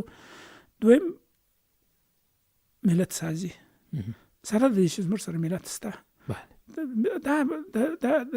د ملت د ښه نمونه چې موږ په دنیا کې پېښولی شو هغه دا ده چې دلته د یو نیم لک خارجي پوځ سره چې دلته موجود په ټوله قوت د ناټو د ټوله قوت سره چې دلته موجود و، 41 ملکونه موجود و، سیاسي سپورت د مسلمانانو هېوادونو هم د دوی سره وو او پیسې هم ورسره ډېرې وې.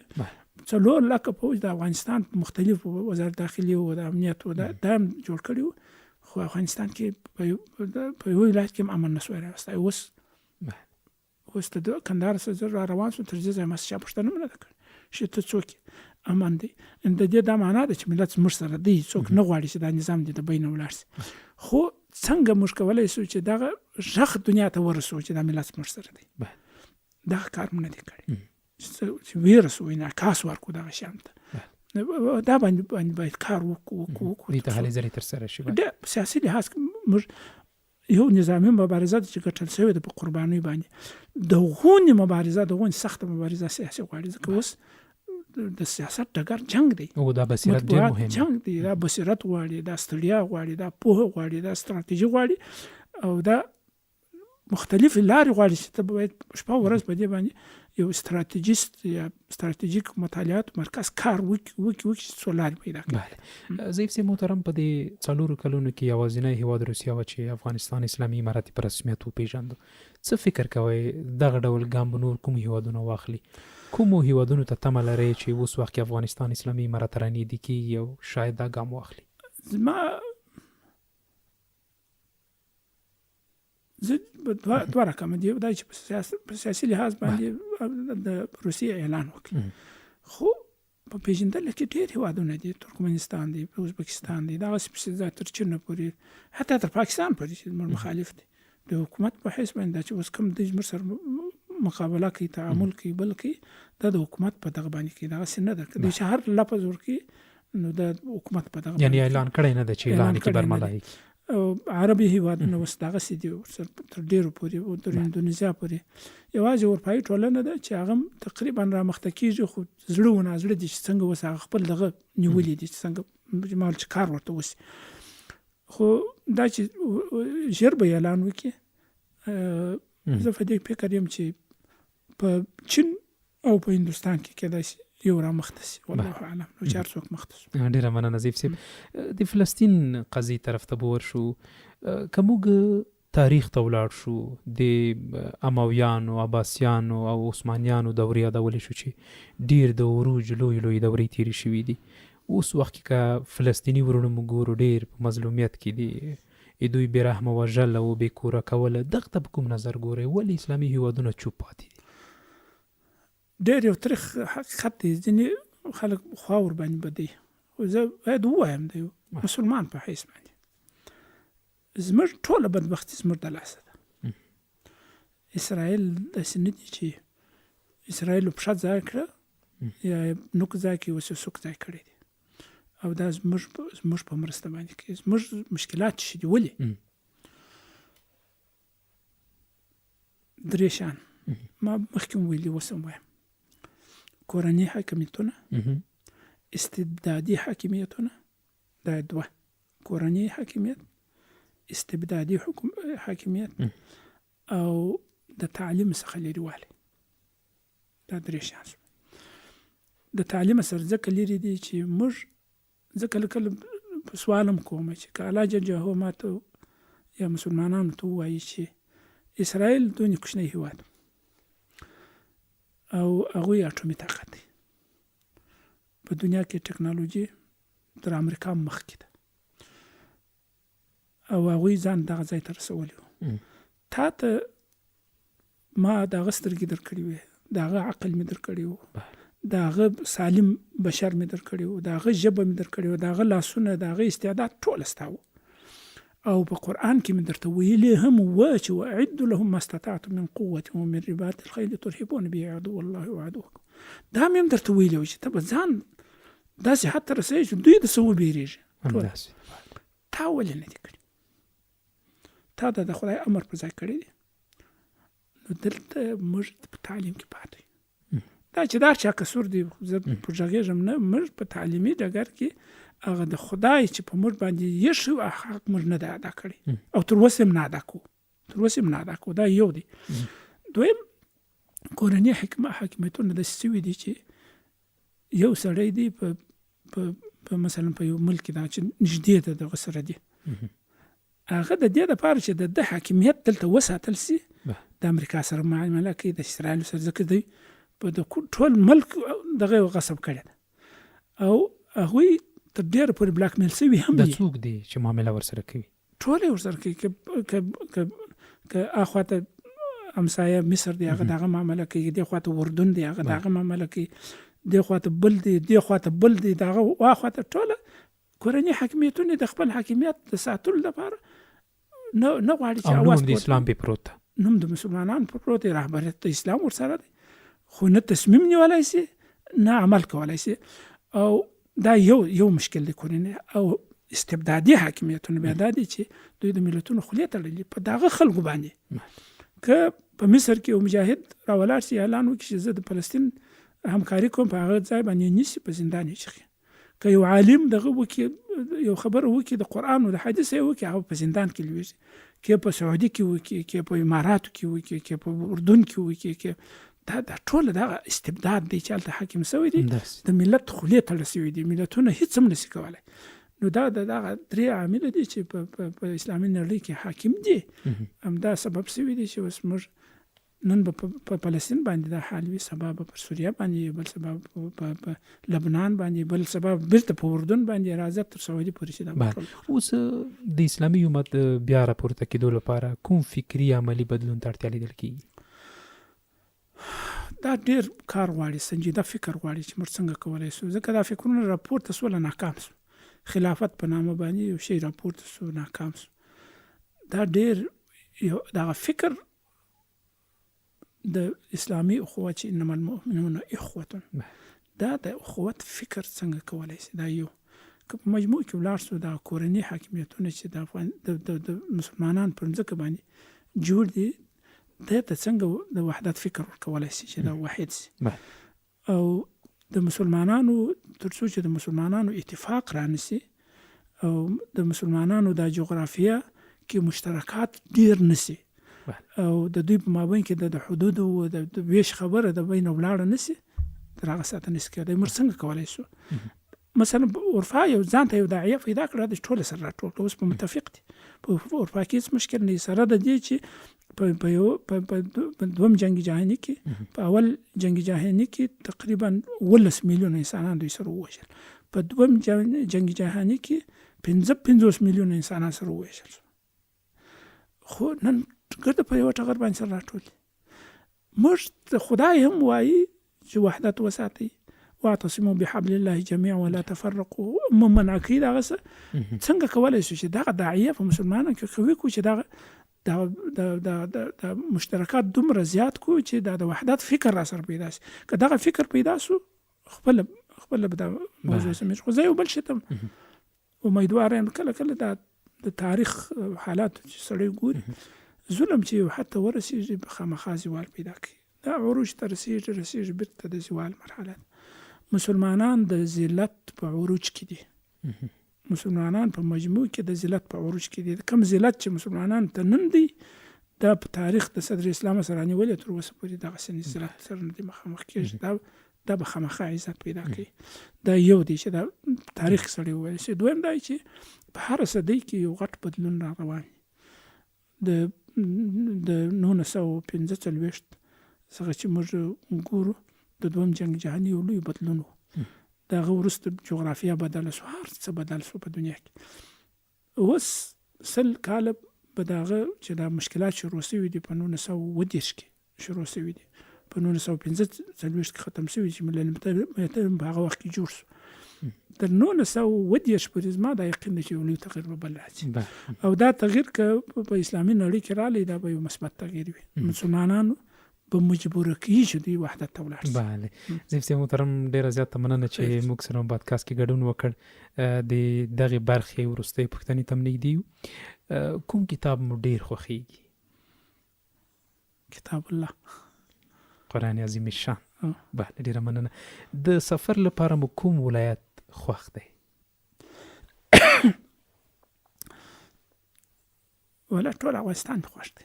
هر ځای ته ولاړ شم، جلال آباد ته ولاړ شم هغه مې خوښ دی، نورستان ته ولاړم هغه مې خوښ، شمال ته ولاړ شم هغه مې خوښ، بامیان ته ولاړ شم هغه مې خوښ، کندهار ته ولاړ شم هغه مې خوښ، هرات ته ولاړ شم هغه مې، ټول مې وطن دی، هر ځای مې خوښ دی. د خوشحالۍ احساس لرئ؟ الحمدلله. اوس ځکه لرم چې ژوند مې په داسې یو ټولنه کې دی فعلا چې مې سر په امن دی، مې مال په امن دی، ارزښتونه دیني او کلتوري په امن کې دي. نو په داسې وخت کې زه د خوشحالۍ احساس ونه کړم ډېره، نو زما په ایمان خطر دی. خو د دې سره سره د شر څخه بیریږم، خدای مو دې جن وساتي. امین. د تیر تاریخ نه تر اوسه پورې 5 هغو ملګرو نومونه واخله چې اوسه پورې کله کله ورسره ګوري او ډېر درته ګران وي. نه بیا په دې چې ملګري ډېر دي بیا به نور خفه شي، ټول راته ګران دي. بله څه شی مو ناراحته کوي؟ تر ټولو به د واقعیت تر ته وایم چې وړه اشتباه په نظام کې راشي تر ټولو مې ناراحته کوي او ډېر په خفه کېږم. که غفلت یو څوک وکړي په وظیفه کې هم په ناراحته کېږم، که بې مسؤلیته کار وکړي په ناراحته کېږم، که خدای نخواسته یو څوک خیانت وکړي، که یو غلط تصمیم ونیسي دا مې ځوري.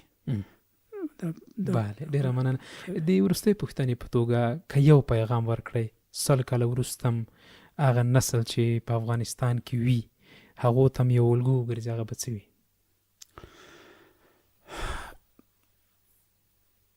د رسول اکرم صلی الله علیه وسلم سیرت ته چې ولاړ شو نو د ټوله توصیه چې د خدای تعالی جل جلاله او د رسول اکرم صلی الله علیه وسلم په خوله باندې که هغه حدیث قدسی دی، که هغه قرآن دی، او که هغه د رسول اکرم صلی الله علیه وسلم توحی دی، ټوله په وحدت باندې راګرځي. او وحدت داسې دی دا یو فرض دی د خدای تعالی جل جلاله اوامر.